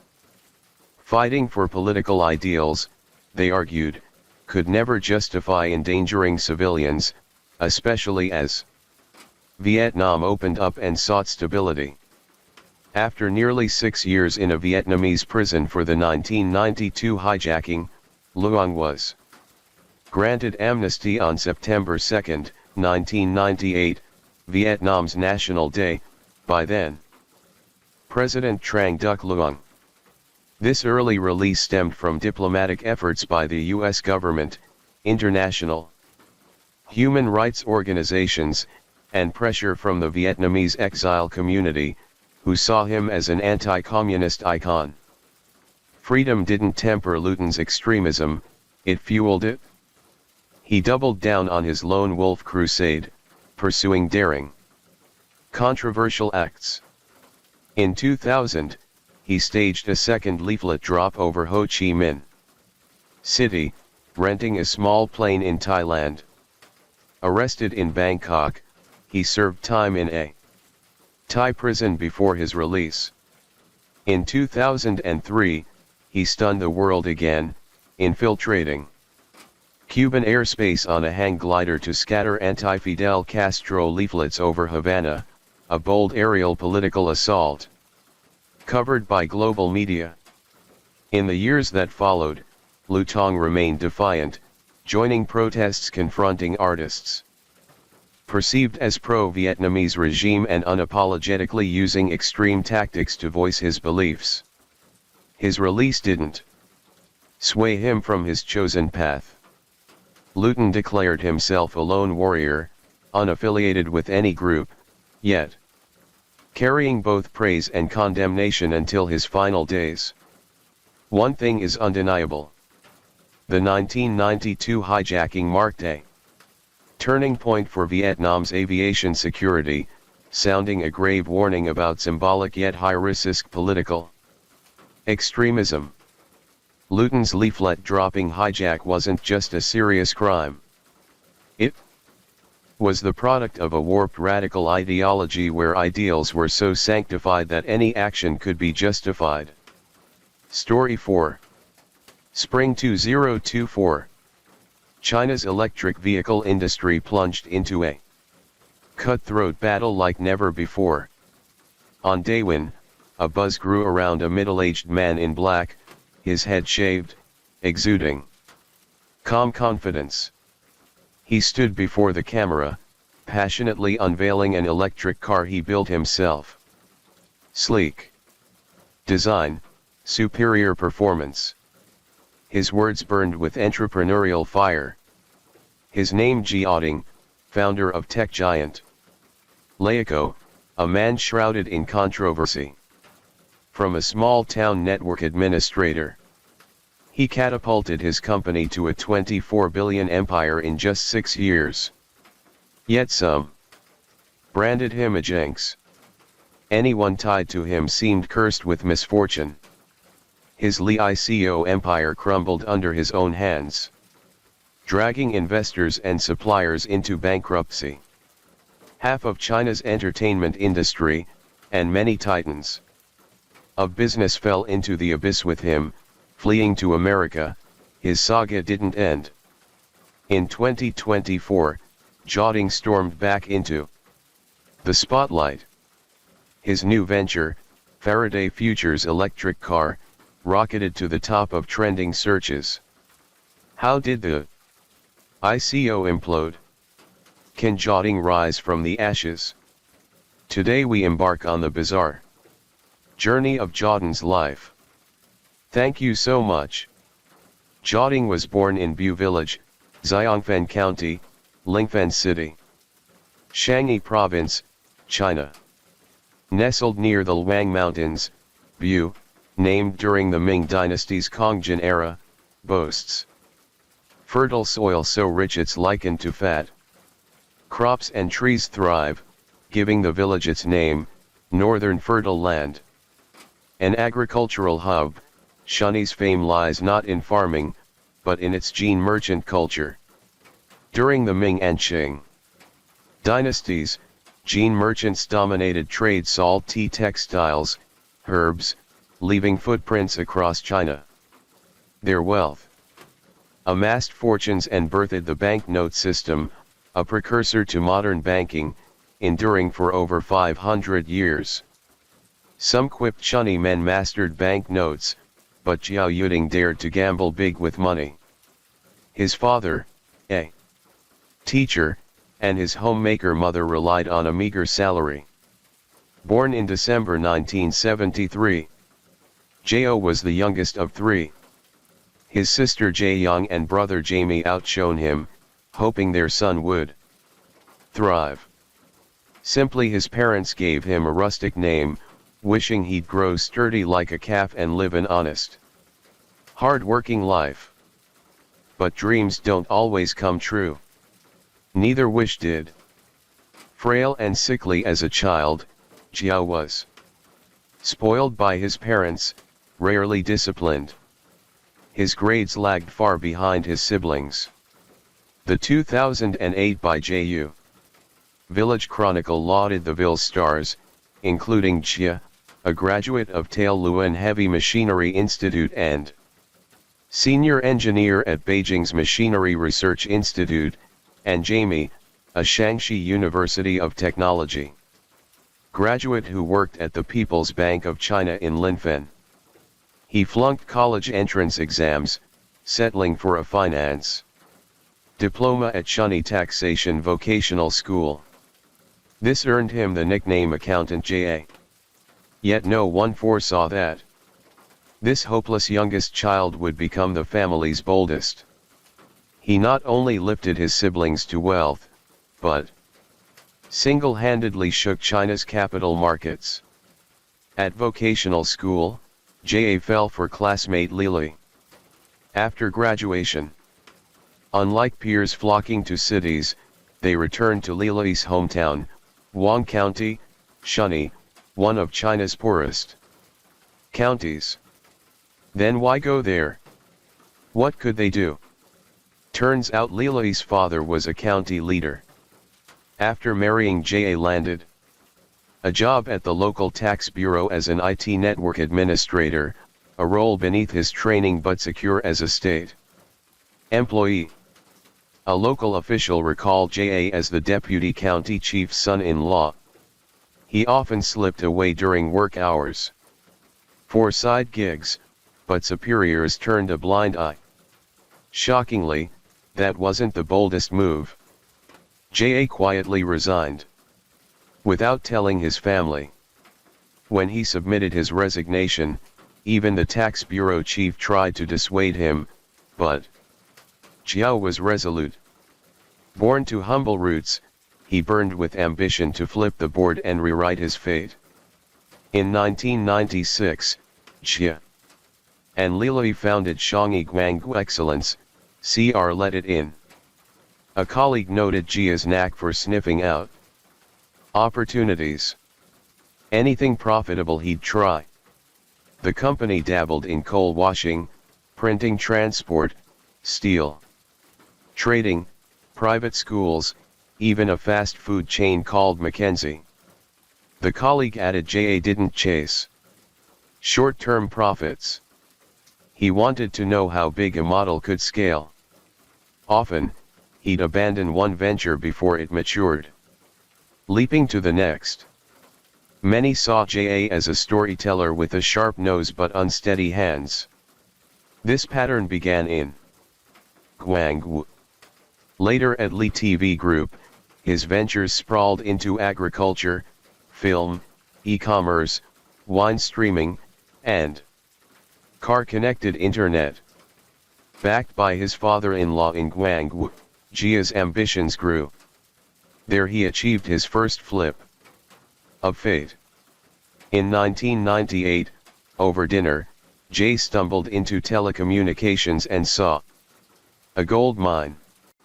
He ditched his printing press, steel mill, and bilingual school, moving his family to Taiwan to start a new city, new challenges.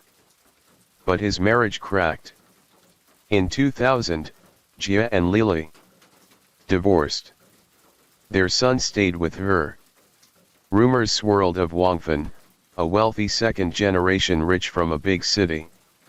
She reportedly co-founded 10 Siberia Electronics with J.A. holding a 4:1 stake. Some whispered she was his second wife, but after 2000, J.A. never mentioned her. If Guanggu was his launch pad, Taiwan Shang's capital was his rocket. In 2002, over another dinner, J.O. overheard talk of base station auxiliary equipment. He realized telecom was booming. Yet the market for base station batteries remained untapped. He founded Shunny Siberia Technology Company, specializing in base station projects. Within a year, it captured most of China Unicom Shunny market, becoming a cash machine. But skeptics sensed something off. J.A., once in coal schools and fast food, suddenly cracked the high-tech telecom world, securing massive state contracts. How? The answer, a powerful ally. Wang Cheng, then CEO of China Auto Trade Group, a state-owned enterprise, hailed from a mighty family with senior officials and Shangyi tycoons. He also founded a secretive Beijing organization, Latching onto this gold mine, Ja transformed from a small-time hustler into a tech mogul. In 2003, Jo led his core team to Beijing, founding Beijing Siberia Telecom Technology Company. They swiftly landed their first project indoor coverage certification for Beijing Netcom's network.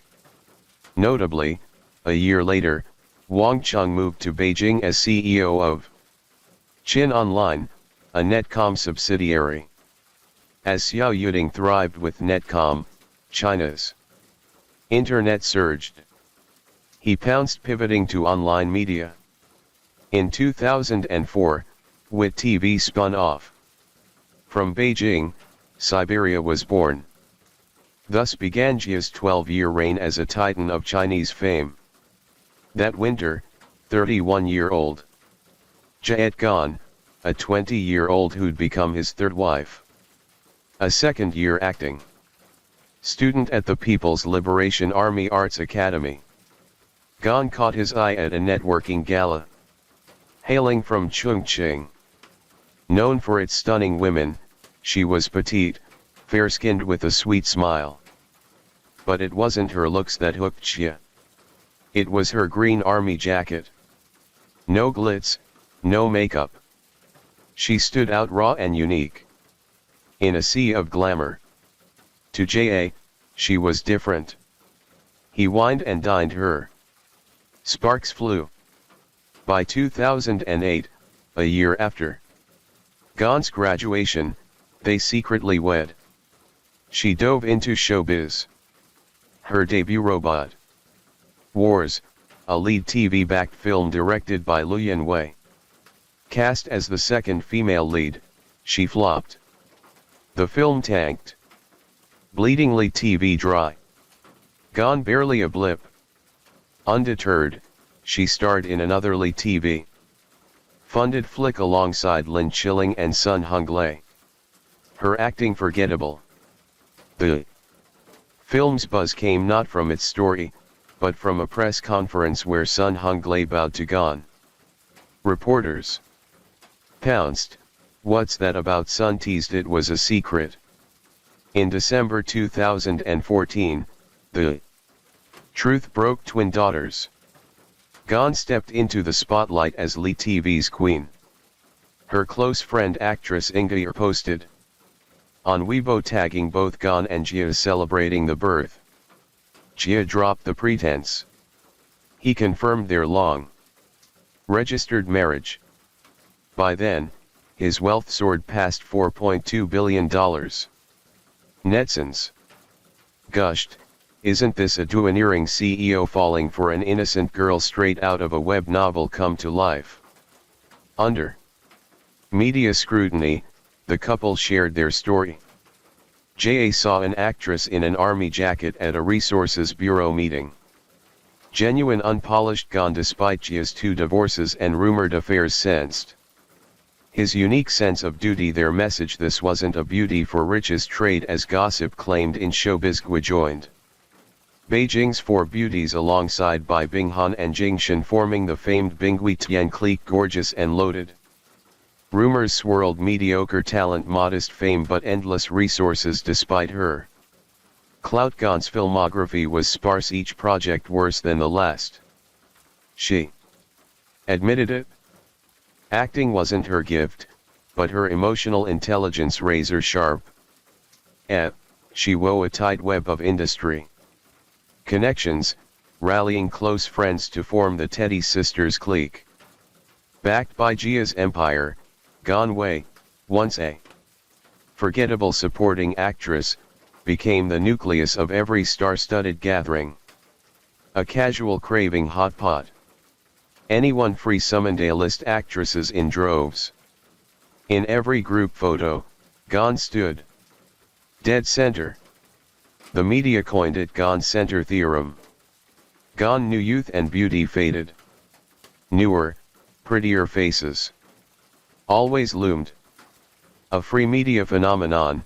Niang penned a viral article, "The Wretched Life of a Tycoon's Wife."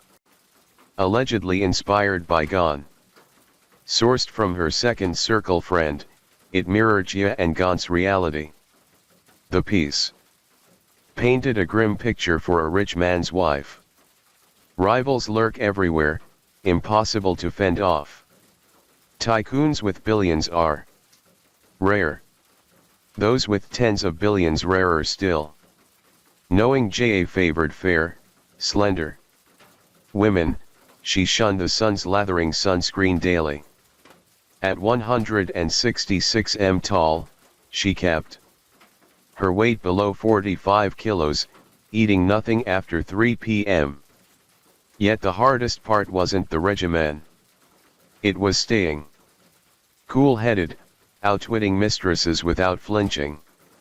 Gone new youth and beauty faded. Newer, prettier faces always loomed. A free media phenomenon, Mayang penned a viral article, The Wretched Life of a Tycoon's Wife.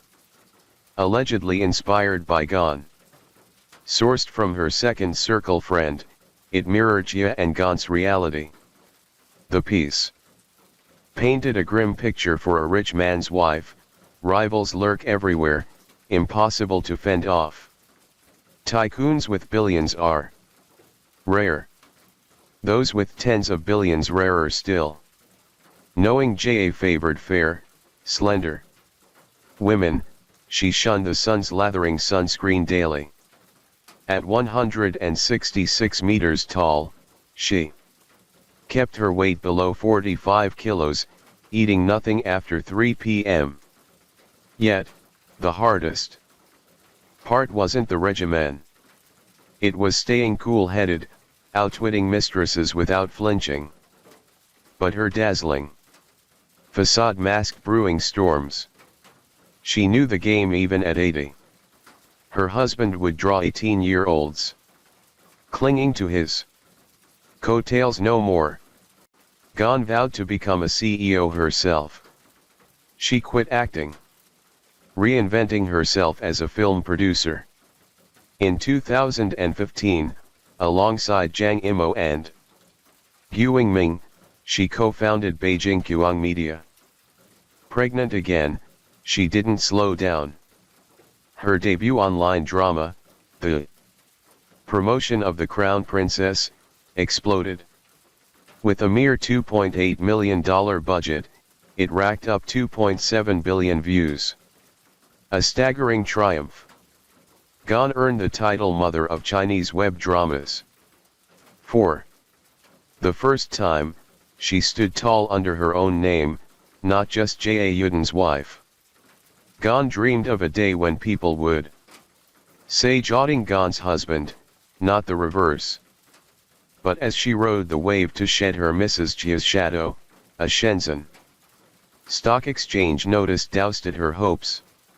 It flagged Yudane, where Gonwei held controlling shares for overlapping business with Li TV subsidiary, Hawaii Film. This constituted same industry competition with a listed company demanding correction. Simply put, if you control a listed firm, you can't run a rival business. Everyone knew Ganyu was Jia's wife, Li TV's de facto controller. Thus, she was seen as running Yudane on his behalf. She had to fix it. Options: divorce, sell Dang shares, or let TV acquire Yudane. For Gon, whose firm had just secured series of funding and a $168 million valuation. This was a thunderbolt. One step from becoming a self-made female CEO. She hit a wall. Divorce unthinkable. In the end, she sold Yudane to Li TV for half its valuation. A gut-wrenching loss. Back to square one, Mrs. J.A. She consoled herself. At least there's money. But she couldn't foresee the seismic shift ahead from a tycoon's wife with $5.88 billion in assets. She'd plummet to a deadbeat debtor with a $280 credit limit. 2008 was Jiang's golden year.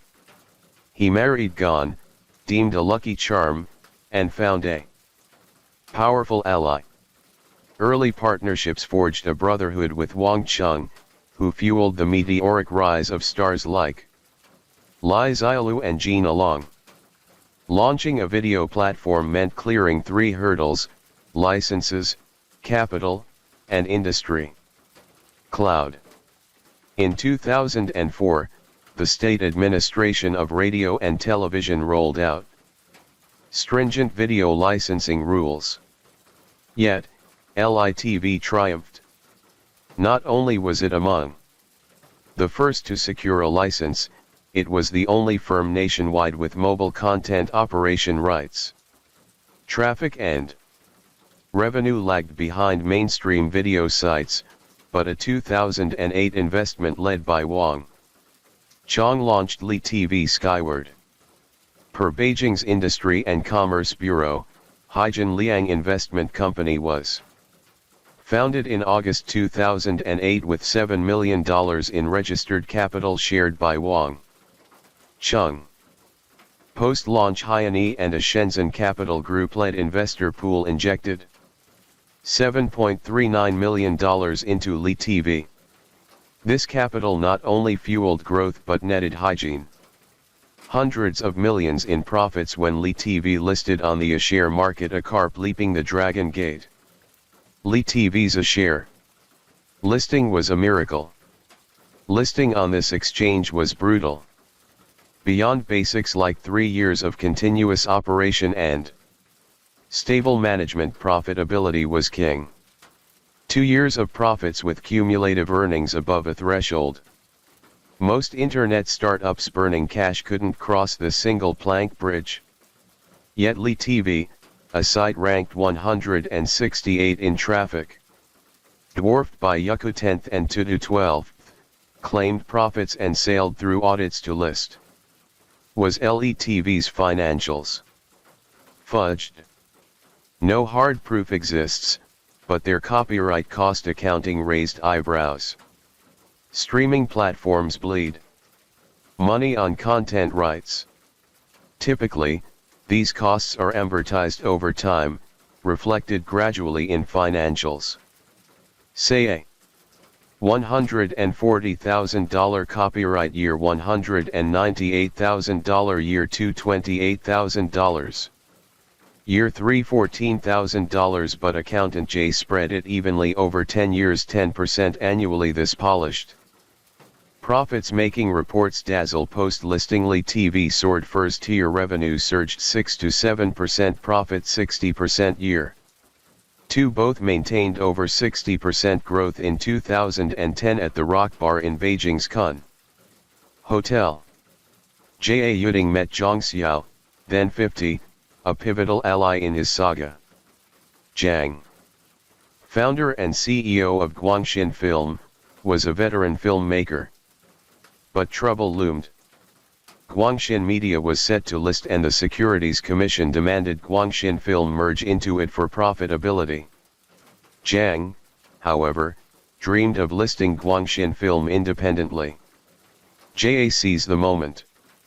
He pitched his LiTV ecosystem platform, content devices, apps. Confessing his dire need for quality content, Zhang envisioned an internet-powered Chinese Disney. Their hours-long talk sparked mutual admiration. They agreed to launch LiTV Pictures, an internet-based film company. Boldly innovative, it aligned with Chang's goal. Jia promised LiTV Pictures would list independently. March 2011, LiTV Pictures was born with Jing as CEO. His brilliance shone. At Guangxin, he'd vaulted the firm into China's top 5 private studios. Now, he catapulted LiTV Pictures from nothing to the industry's top 5, turning profits swiftly. In August 2013, LiTV Pictures secured a $28 million Series A from Shenzhen Capital Group. By September 2014, a $47.6 million series. B followed. Gene churned out hits Jang Emo's Coming Home, Gu Jing's Tiny Times, and the blockbuster kids animation Boon Bears. Lee TV Pictures became a cash cow in the Lee TV ecosystem, even bailing out the parent company during its later collapse. Gene Xiao was Jia's man behind the curtain, forging a 14 billion tycoon.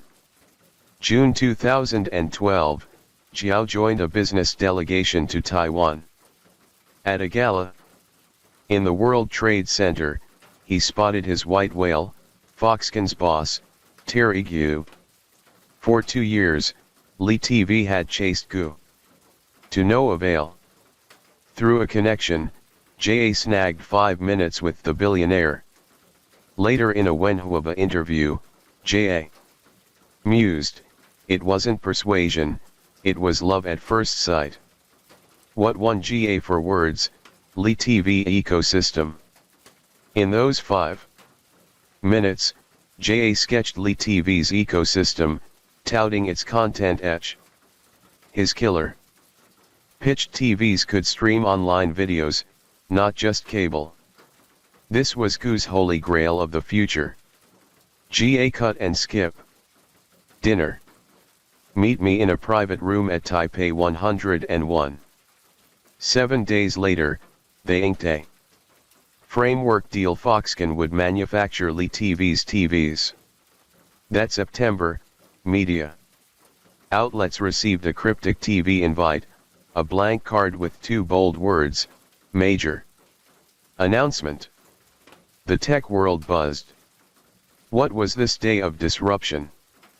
LETV stayed silent, fanning curiosity.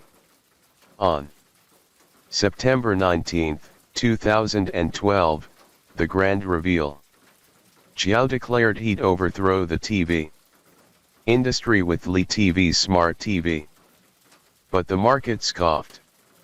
Analysts mocked Lee TV's lack of hardware expertise, calling it a pipe dream. The stock market recoiled. No one bought the vague concept without a tangible product. Lee TV shares cratered, plunging 40% in 3 months. To calm investors, JA and his team dug into their pockets, buying shares to restore confidence. JA vowed, "When most doubt, that's when it's worth doing. Act and you can disrupt." May 7, 2013. In a black tee and jeans, JA took the stage at Beijing's Wukong Stadium, unveiling his long-nurtured Super TV. The small-town kid glowed like China's Steve Jobs. The tide turned. Lee TV stock hit its daily limit that day. Within a month, shares surged over 20%. By June, the Super TV launched, selling out fast. Pearly TV. Social media buzzed with fans lamenting missed buys. In an internal memo, JA boasted will dethrone Samsung. Soon, traditional electronics giants and internet firms piled into the smart TV race. Nearly every major player debuted products, or at least their vision. The internet TV fever ignited, heralding an era of network big screens. By late 2013, Lee TV's market value topped $1.96 billion, crowning Jia the richest man on China's China exchange. In 2014, he bought Lee TV's headquarters, pushing the company's valuation past $23.8 billion, the zenith of Lee TV's glory. June 2014, Ling Jiang, then vice chairman of Shaanxi's political consultative conference, was probed for severe disciplinary violations. The news rocked Shanzai's elite. His brother, Ling Huing, fled overseas. Why does this matter? Ling Huaying was the off-sided patron who'd launched accountant JA to dizzying heights. Ling Huaning, born in 1960, was the youngest of 5 siblings. With 3 brothers and a sister. One brother once served as chief of the central office, a palace steward. After graduating, Ling joined Xinhui News Agency as an editor, later rising to director of China United Advertising Company, a Xinhui subsidiary with bureau-level rank. As his political star seemed to soar in 2003, he abruptly quit to dive into business. A relative recalled Ling saying, "I don't like politics. I want to master making money." Armed with family clout and vast connections, Ling entered commerce and crossed paths with Jie Yuting. He first secured Li TV infrastructure projects with China Unicom and Shanxi, then lucrative contracts with Beijing's China Netcom. As online video boomed, he founded Hyani Li Fang, investing in Li TV. Within 5 years, he reaped nearly $70 million. Over 20 times his initial stake. Beyond Li TV, Hyani backed over 10 firms. Cashing out post-IPO for profits, often tenfold. Total withdrawals, roughly $168 million. The media dubbed him an investment sorcerer. Ling's vow to make money well lived up to his name. June 2014. Ling Jinqi's downfall sent shockwaves. Ling Huaying vanished. When the New York Times ran the headline, Ling Jinqi's brother flees to US may seek political asylum, his name resurfaced. That month, Jie Yuting bolted from China, crisscrossing North America, Europe, and Hong Kong. He surfaced at Li TV's Hong Kong office and then in July hit Los Angeles announcing Li TV's North American push. He pledged a July return.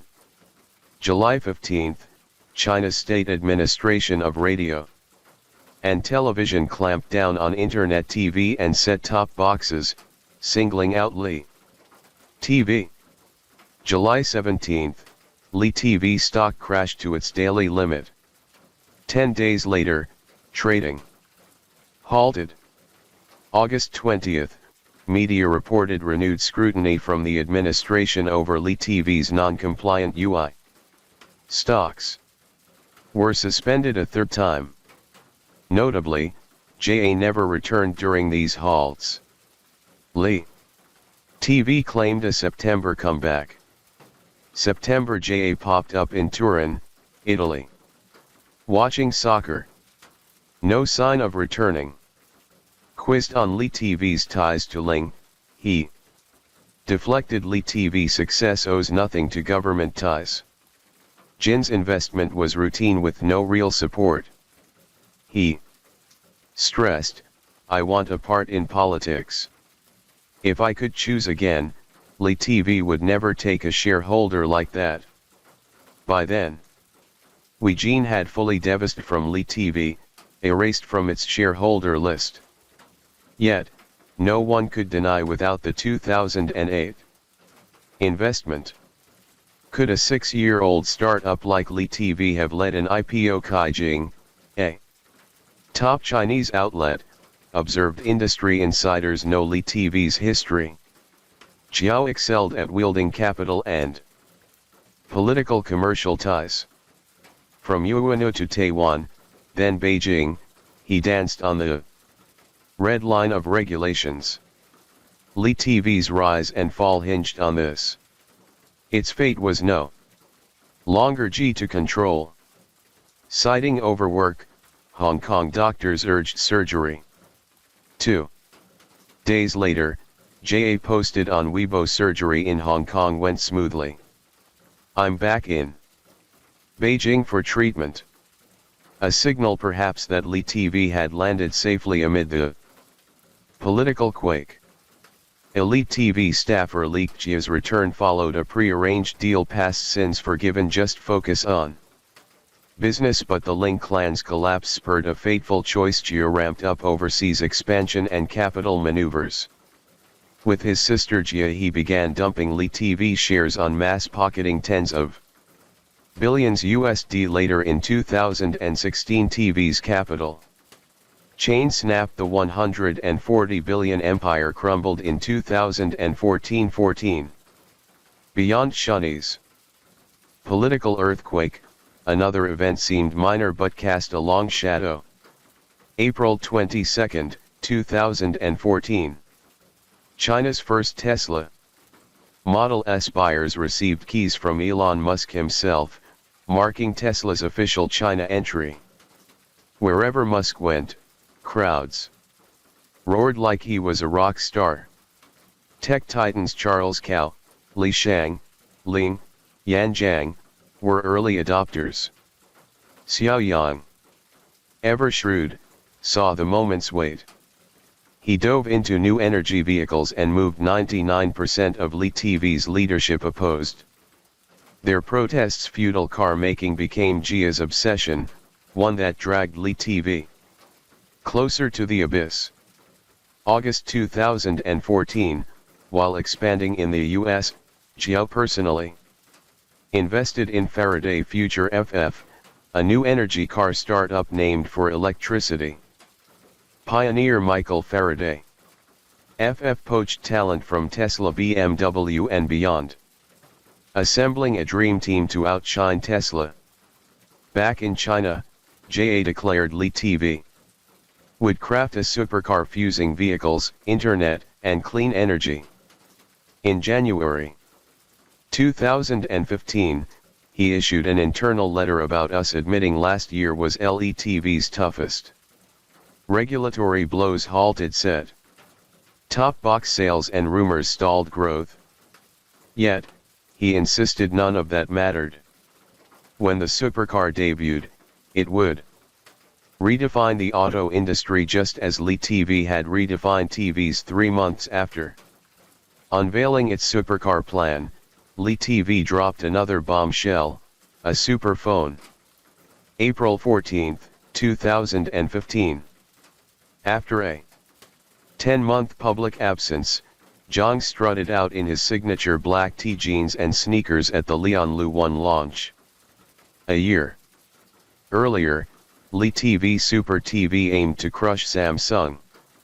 Now, Apple was the target. Jia's near sneered an iPhone 6 costs $267 to make but sells for $739. Pure arrogance. He boasted Lu 1 matched iPhone 6 specs cost $211 to produce yet retailed at $29. Likely TV's Leon sold hardware at a loss, banking on content and services for profit. In 2015, Li Eco splurged $378 million for 2-year Super League streaming rights, $261.8 million for TCL shares, nearly $700 million in ride-hailing app, $9.8 million for Prime ad spots in the Spring Festival Gala. Li TV's sprawling ecosystem engulfed every hot industry. But here's the catch. Few ventures turned to profit. So where did the cash come from to fuel this grand vision? Enter accountant Jia's genius. He globe-trotted for funding while quietly unloading shares for cash. His bold ambition lured big names. Public records show Jack Ma's Yunfeng Fund pumped $68 million into Li TV. Wang Jin's group and his son Wang Song's fund threw in $100 million. Not just tycoon celebrities piled into Li TV's money pit. Credit goes to Jia's wife, actress Gan. Her charm and showbiz ties reeled in A-listers to invest. Li TV Pictures shareholder lists sparkled. Directors Jean Yumajil, Jin Mingli Wei Run Actors Sun Liting, Xiao Huang, Xiaoming Li Zialu. Xiao stars Lu Tao Chin, Lan Li Chun and Nini held stakes via Beijing Jiniang. When Li TV delisted, Lua took the hardest hit. She sank $1.4 million into Li TV Pictures and $7 million into Li TV Sports, $8.40, $4 million wiped out. Sun Li and Deng Xiao's $7 million investment met the same fate as Stars. Rushed in, the Jia siblings cashed out. For May 2015, Jia Yuding unleashed 3 massive share sales. He started with 44.85% ownership after it dwindled to 26.45%. The sold shares worth at least $1,638 billion. His sister Zhang moved faster. First half of 2014, she pocketed $84 million. Second half, $59.22 million. First half of 2015, $165.94 million. And together, the Gia siphoned $1.95 billion from Lef. Where did this fortune go? Both siblings claimed the cash was lent to Li TV interest-free for working capital. Yet by late 2015, Gia's interest-free loans totaled just $280 million. Lef's 2016 financials revealed all loans from the Gia were repaid. Starved of cash flow, Li TV teetered. 2016 was its final blaze. Before fading, Xiao painted a rosy picture. In March at Shenzhen's IT Leaders Forum, he hobnobbed with giants like Robin Li, Pony Ma and Yang Yuan King holding his own. April, Li Eco Auto opened pre-orders for a concept only car.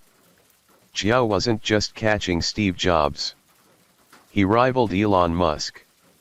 By fall, good news piled up. September, Li Eco Auto raised $18 billion in series of funding. October, Hiran's rich list ranked Jia 31st in China with $5.88 billion. But 1 month later, the first domino fell. November 3, 2016, Lef's financial crisis erupted. Li TV Mobile and Li Eco Auto were exposed, strapped for cash, defaulting on suppliers. Media reported Li TV's late loan payments forced thousands of supplier workers to halt production. Suppliers stormed Li TV's headquarters waving protest banners. 3 days later, JA sent an internal letter admitting Li TV's overexpansion and, for the first time, confessing to a financial crisis. While Li TV floundered, Li TV executives splurged in North America's elite enclaves. In Montreal's Westmount, among North America's oldest rich neighborhoods, Li TV brass snapped up villas worth millions to tens of millions of Canadian $1.4 to $7 million USD. For execs who'd cashed out hundreds of millions, this was pocket change. If subordinates bought mansions, imagine Xiaoying's Hall. Meanwhile, over 8,000 LETV employees faced mass layoffs. Internal memos and cuts tore open deeper wounds. Suppliers demanded debts. Banks froze loans. Levi's operations stalled. Stocks plummeted, vaporizing hundreds of billions USD in market value. December 15, 2016, Li TV issued an urgent trading halt. At a press conference, JA declared, "I poured all my wealth, even my life, into my dream cars." The final straw JA clung to. January 2017, at North America CES, Faraday Future unveiled its first car, the FF91. Jiang trumpeted deep ties with LE Eco Auto, promising deliveries by 2018. In under 2 days, FF91 racked up over 60,000 pre-orders. Jia aimed to reignite his fame with FF91's buzz. But the truth, most orders were non-binding. Intense. Actual deposits, just over 300, all refundable. Any layman could see through it. Seasoned investors even sharper. Yet Xiao Ting's bizarre genius shone teetering on a knife's edge. He still conned the savviest who business foxes like Sun Hongyan and Sujane Li. TV's financial meltdown raged. Jo scrambled for a lifeline.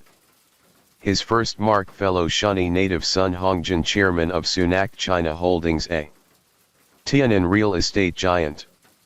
Sun poured $2.1 billion into Li TV spanning litv.com, Li TV Xi and smart devices and Li TV pictures. Sunac became Li TV's second largest shareholder. May 2017, JA stepped down as LIT.com CEO.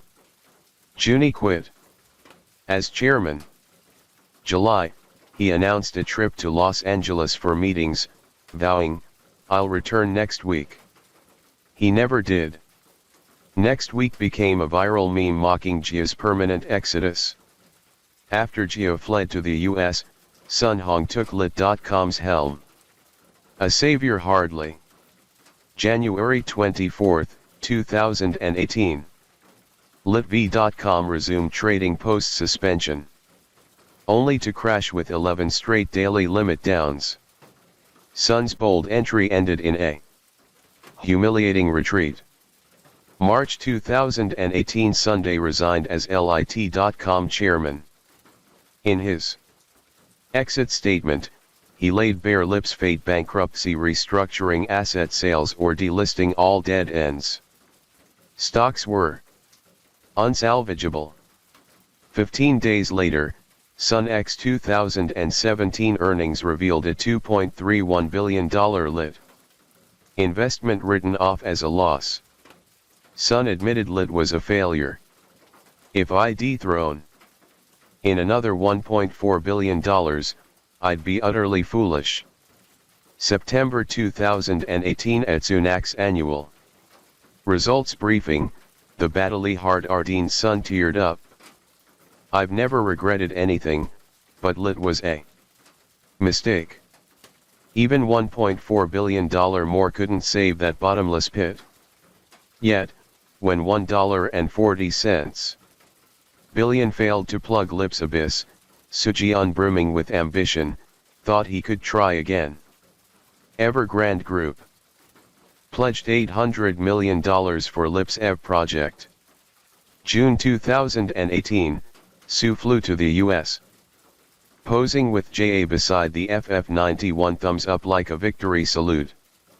1 month later, JA announced the $800 million was spent and demanded another $700 million. This time, Su stayed sharp and refused. Soon, Faraday Future and Evergrande clashed over payment disputes, landing in court. Truth was, Evergrande wanted a shell for its own EV arm, hoping JA would take the cash and exit, leaving the car. But JA, ever cunning, saw through Su's plan. After pocketing $800 million, he clung to Faraday Future's control.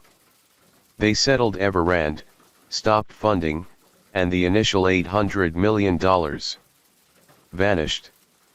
Beyond tycoons and stars, Lip's chasm swallowed countless financial institutions. Lit vowed $1,939 billion to creditors, $280 million to Ping and Bank, $245 million to SIC, $168 million to China Merchants Bank. May 14, 2020, the Shenzhen Stock Exchange delisted Liv. Pretty Listing Libs shares dwindled to 0.025 each, down from a peak of $25.99.6%. Collapse. Market cap from $23.1 billion to under $700 million, evaporating over $22.4 billion.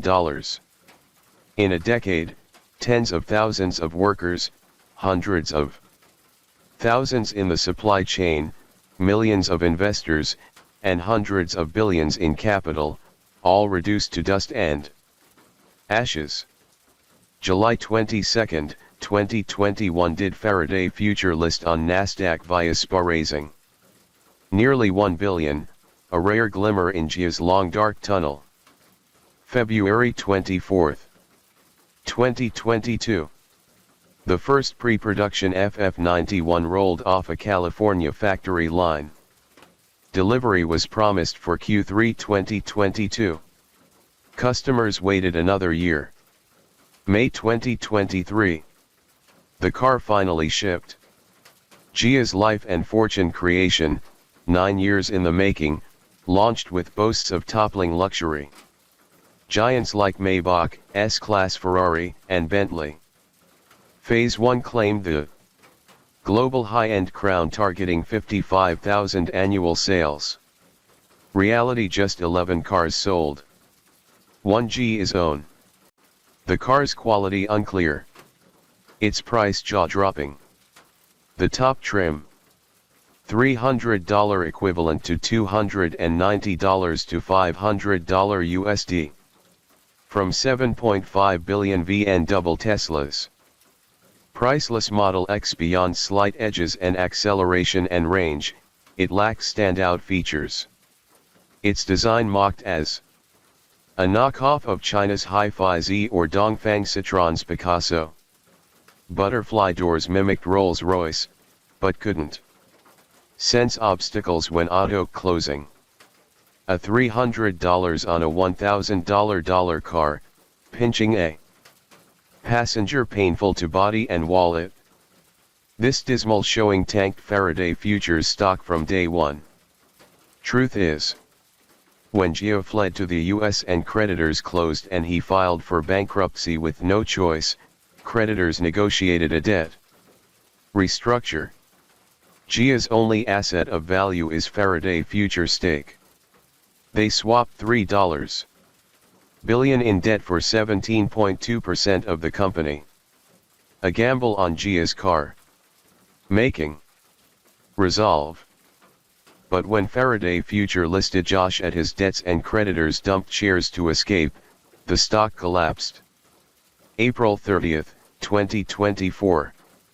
Faraday Future's website announced a Nasdaq delisting. Notice.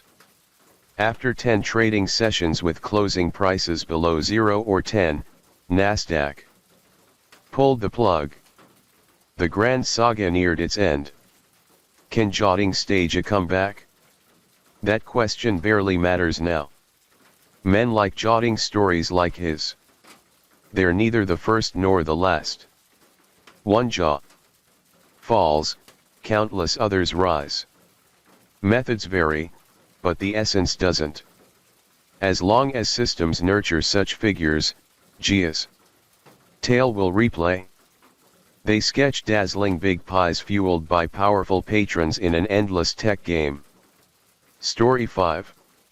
On the warm evening of August 29, 2015, the quiet hills of Bristol, Tennessee echoed with a terrifying sound.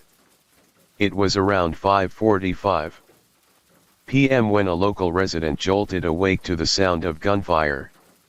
Now, in this part of Tennessee, hearing a few gunshots wasn't all that strange. Hunting was common, and most folks didn't think twice about it. But this time, something was different. Nestled deep in the rolling hills of Sullivan County, Tennessee, down a narrow, winding dirt road sat a quiet home at the end of Henson Road. It wasn't much. Just a double-wide mobile home tucked between trees and silence. But to the Rose family, it was everything. The land belonged to Curtis and Lena Rose, a couple who had spent decades building a life there. It wasn't unusual to find multiple generations under that roof. Children, grandchildren, even visiting friends, all sharing space in a home that had grown to fit them. This was rural Tennessee, the kind of place where neighbors lived far apart enough to enjoy their own peace, but close enough to hear when something goes terribly wrong. On any other day, the sharp crack of a gunshot might not raise alarms. It was a hunting area, after all. The sound was familiar, normal, even. But on that day, it wasn't a couple of shots. It was a rapid burst, one after the other. Too many too fast. Then came the worst sound of all. Absolute silence. That kind of silence that makes your chest tighten. Something wasn't right. Just down the road, inside a double-wide mobile home on Henson Road, 3 people lay dead. A mother, a stepfather, a grandmother, and 6 children, terrified, frozen, and untouched, had just watched it all happen. What happened that day would change the course of so many lives. Another neighbor, Darrell Gray, was sitting outside when he heard the same burst of gunfire. 10 to 12 shots, quick and sharp, slicing through the quiet evening. Then came the sound that twisted his stomach. Someone was screaming. It didn't last long, maybe 30 seconds, maybe less. And then, like someone had slammed a door shut on the chaos, it was quiet again. But what Darrell saw next would stay with him forever. A man came racing down the gravel driveway of the house at 618 Henson Road. He looked panicked, even desperate. He was running toward a car, trying to get away. And right behind him, another figure, an armed assailant, raising a weapon and firing more shots. Darrell watched, stunned, as the man finally made it to the car, jumped in, and the vehicle roared off, kicking up dirt as it sped away. Something terrible had just happened in that house, and the nightmare was only beginning to unfold. Just minutes after the gunshots fell silent, the property was swarming with flashing lights and armed officers. The scene inside the home was nothing short of horrific. 3 adults, all fatally shot, and 6 young children, some hiding, some crying, all too shocked to speak. Inside the home on Henson Road, 3 generations lived under one roof. It wasn't just a house. It was the heart of a family built on 40 years of marriage, late-night dinners, hand-me-down toys, and second chances. But on that evening in August, everything changed. Lena Marie Rose, 57, was the matriarch. The kind of grandmother who had seen it all and still found ways to keep her family close. For 4 decades, she had stood by her husband, Curtis Rose, building a home not just with bricks, but with love, hard work, and the kind of strength only time can forge. She was steady, she was quiet, and she was the one who held the family together. She died inside that home, her home. Her daughter, Tosha Milhorn, 39 years old, was a light in that household. People described her as joyful, easy to talk to, and always smiling. She was a mother of many children, 2 children with her husband, James, and more from past relationships. But the number really mattered. If you were hers, you were loved, no questions asked. She had married James Milhorn about 4 years Earlier, together, they were trying to give their children the kind of home every kid deserves. Tosha didn't make it out of the house either. James Milhorn was more than a father figure. He was a hero in his community, an EMT and firefighter. He had spent years rushing into danger to save others. He had a love for old cars, tools, and greasy hands, a fixer through and through. He was found on the porch, still breathing, but barely. He died later at the hospital, one more life gone. But maybe the cruelest part of all, 6 children were inside the house when it happened. Some were Tosha and James. Others were from earlier chapters of the family's life. One was just a friend visiting. The youngest was barely out of diapers. The oldest, just 7, was hurt but survived. And while none of them were seriously harmed by bullets, they were all wounded in ways that don't show on X-rays. They heard the screams. They saw the blood. They felt the earth shake beneath their tiny feet. They lived, but they would never be the same. And then there were 2 in the family left to tell 2 different versions of the same horror. Curtis and Seth Denton. Curtis was the man with the gun following the boy running away from the house bearing shots released from Curtis's gun. But he had a reason. This boy Seth had killed his whole family. So Curtis had all the right to kill him, too. So which one was the villain? In the days after the shooting, Curtis Rose's version of events shaped the entire investigation. A grandfather discovered his daughter, son-in-law, and wife shot dead. A grandson standing nearby, pale and shaken, telling him, "Call 911. Something terrible has happened." He was kind of walking. He wasn't running, but he was walking fast. Well, I put the saw down and everything. I went back. I went in the house. Then what happened? Well, my daughter, she was slumped over. She was on the table. Slumped over the table. What did you do next? Well, I go through the house looking for Marie, my wife. You see her? No, I didn't see her. Nowhere. And I finally went back from my bedroom back into the living room. I seen James. He was laying on the front porch. I don't know whether he hollered at me or what it was, but he got my attention. Well, I went into the kitchen and I found her between the table and the refrigerator. What was her condition? She was dead. What about your daughter, Tasha? Did you find her dead when you saw her? She was dead. Well, after I seen my wife, I went to the bedroom to get a gun. I got in the van and I went down to the bottom of the driveway. Why? I was going to kill him. Then the chase. A wounded suspect, a discarded rifle, a devastated family. Police had what they needed, or so they thought.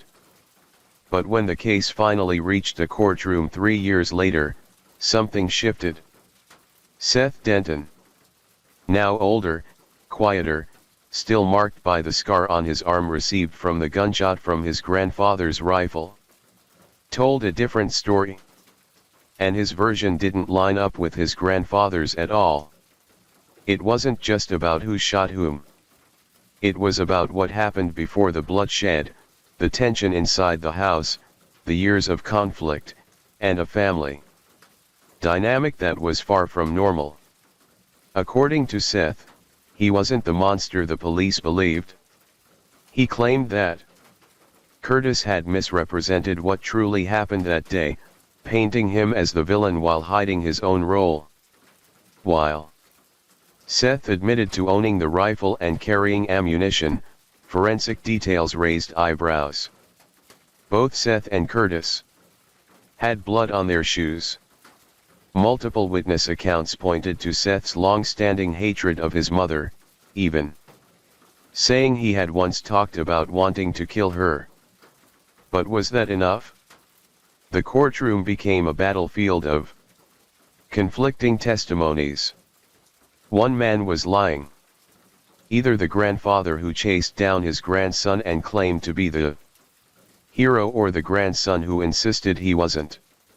The truth still tangled because, even after all the evidence, the witnesses, the tears from the surviving children, and the final verdict, the one thing everyone walked away with was this: not all family tragedies are as clear as they seem. And once this house, that now looked like a graveyard, was filled with love and laughter, away from the evil shadow of the villain hiding amongst them. For years, the case seemed simple. Police believed they had the facts. They had a man wounded by gunfire, a rifle found near the home, shell casings that matched the bullets, and a grandfather's clear-eyed story of horror and heroism. But in the courtroom, everything started to shift. As the trial unfolded, Seth Denton's version of the story finally saw the light of day, and what he described didn't match what the world had been told for the last 3 years. His words clashed directly with those of Curtis Rose, the only other adult survivor of the tragedy. Each man sat in that courtroom and pointed to the other, not with their fingers, but with their stories. One of them was lying. The jury just had to figure out which. Yes, Seth admitted he had bought the rifle used in the killings. Yes, he had ammunition on him when police caught up to him, but there was more. Both Seth's and Curtis' shoes were found to be stained with blood. That detail alone opened a crack in the case, wide enough for doubt to slip through. It meant that Curtis, who said he was outside the whole time, might have been inside the house where the shooting happened. If that was true, then what else wasn't? Curtis claimed he had simply found the bodies and chased Seth out of fury. Law enforcement believed him. His version that Seth entered the house, carried out a rapid execution-style attack, and fled. This became the foundation of the investigation. But now, with conflicting testimony and physical evidence painting a more tangled picture, the prosecution's case wasn't as airtight as it once seemed. Who really pulled the trigger that day? Why did two men from the same family tell two entirely different stories? And most chilling of all was the truth still hidden behind loyalty, fear, or something worse.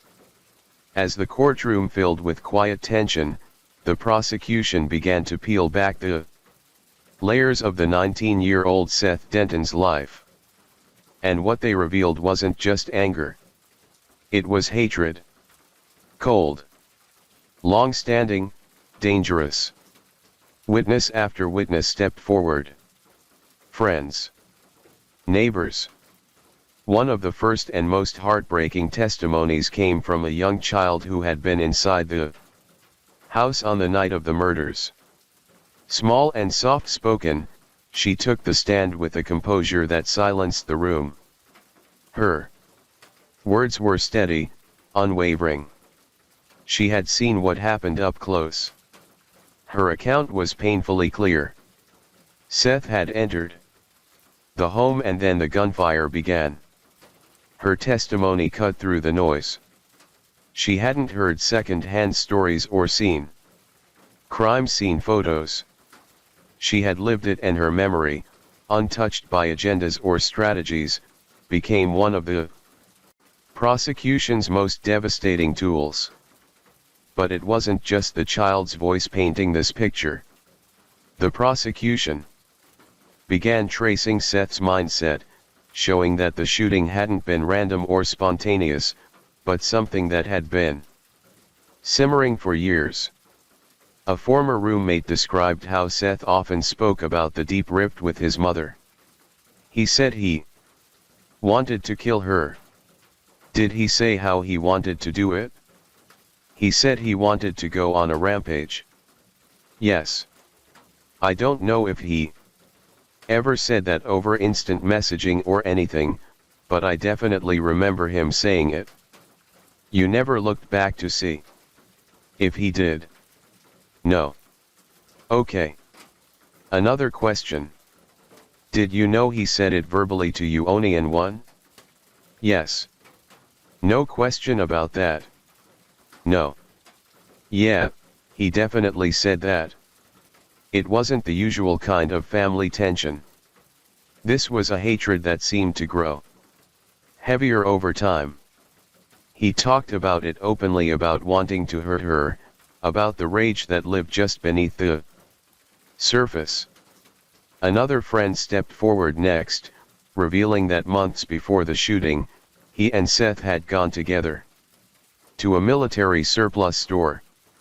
Seth had purchased 2 high-powered rifles, a Turkish-8 Mauser and an American M1 Garand, both relics of war chosen not for sport, but with purpose. The two shared an interest in World War II reenactments, but something about Seth's intensity lingered. What stood out most, however, was what happened after the murders.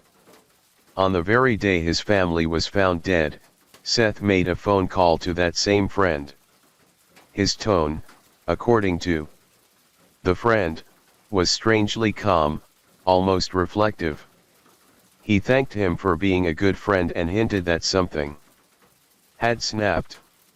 No panic, no fear, just a flat, hollow acknowledgement of what had happened. Then came the forensic evidence. A TBI agent testified about the DNA testing performed on the weapons and clothing recovered that night. The results were grim. The M1 Garand rifle, though showing a mixed profile, had Seth as its major contributor.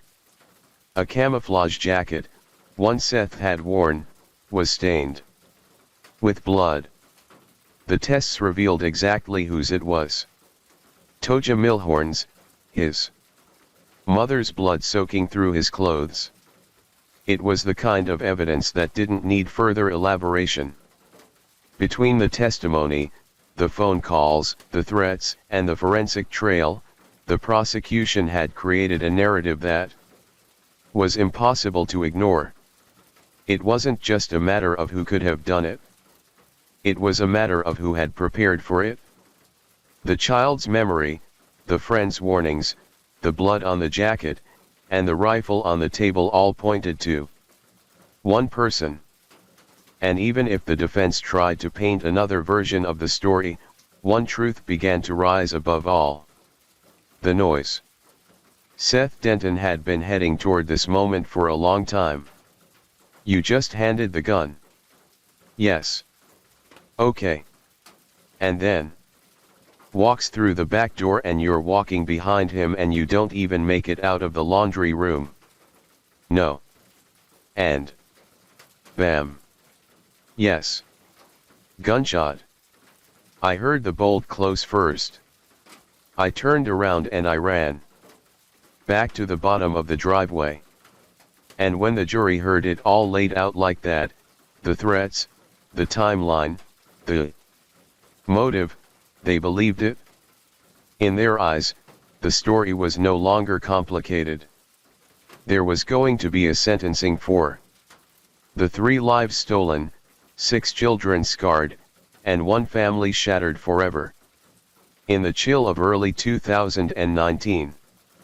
Nearly 4 years after a nightmare unfolded inside a modest home on Hanson Road, the trial of Robert Seth Denton finally began. The courtroom in Sullivan County, Tennessee was packed. Family members, law enforcement reporters, and quiet neighbors who had once heard the screams. They were all there, everyone searching for the truth, everyone bracing for the pain. For the prosecution, the case seemed clear. They told the jury that on August 29, 2015, 19-year-old Seth Denton walked into his family's home with a rifle and a dark purpose. Within minutes, 3 people were dead. His mother, Tosha Milhorn, his stepfather James Milhorn, and his grandmother, Lena Marie Rose. 6 children, his own half-siblings, and 1 family friend were in the house. They saw it all. Over 8 intense days, the prosecution laid out every chilling detail. Photos of the crime scene. Testimony from investigators and EMTs who described blood-slick floors and the stunned silent children. Medical experts who spoke about the victim's injuries with clinical precision and emotional weight. And witnesses who testified that Seth had often talked about his mother with hatred. He hated her, they said deeply, repeatedly, and he hadn't been quiet about it. They presented threats, not once, but many times. Statements where Seth had said he'd kill his mother, even take out her entire family. For prosecutors, that motive was the glue that held everything together. He'd planned it. He'd armed himself, and he'd carried it out. But then came Seth's defense. A story far more tangled than the one the state offered. Seth took the stand. He spoke calmly, but not without emotion. He admitted to buying the rifle. Yes. He admitted to having ammunition on him. Yes, but the murders. He said he didn't do it. According to him, he had gone to the property that day to practice shooting with his grandfather, Curtis Rose. They had done this before target practice behind the house. But something was off. Seth claimed he heard a shot from inside. He ran in and found his family already dead. Stunned and terrified.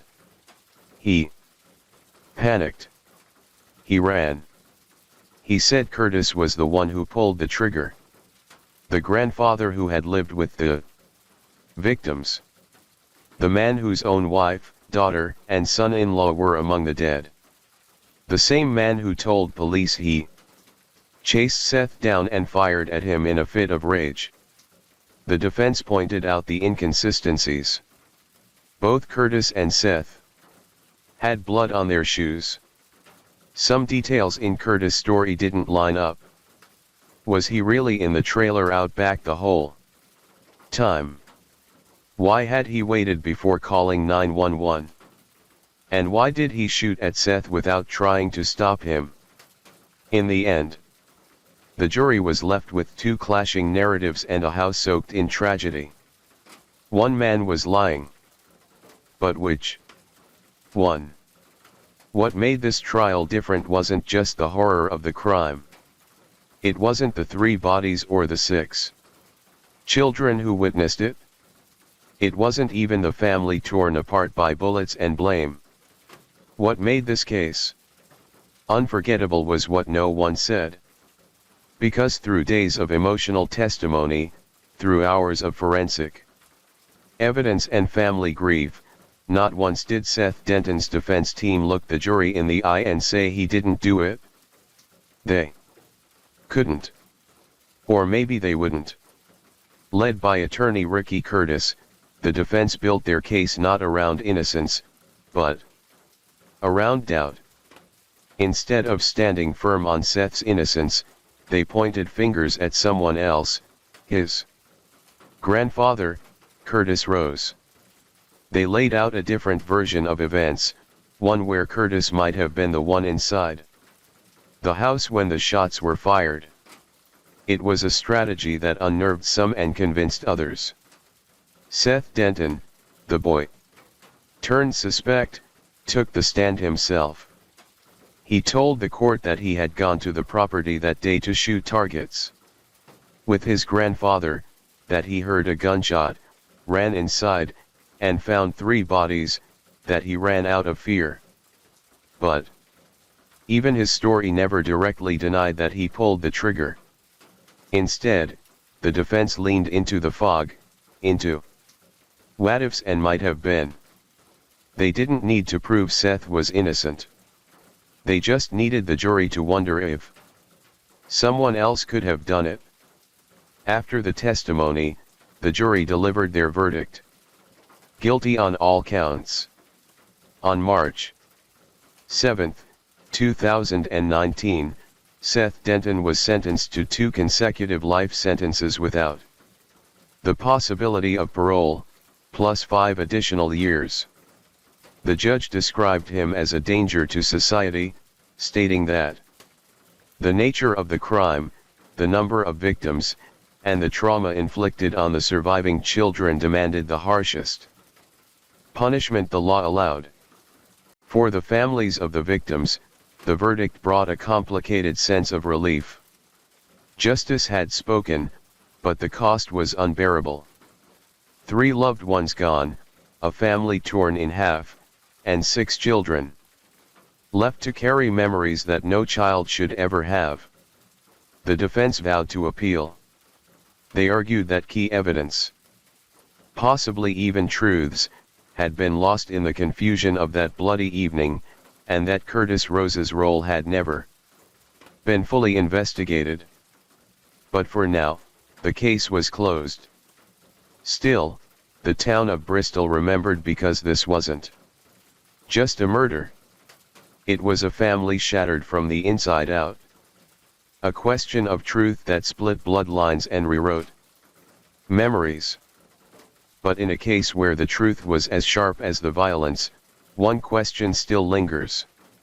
As the rain gently falls and the night grows deeper, thank you for joining me here at Mr. Nightcared.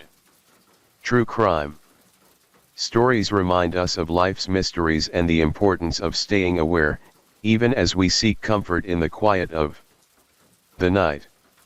Let the rain carry you to a peaceful sleep. And until we meet again, stay safe, stay curious, and let the night watch over you.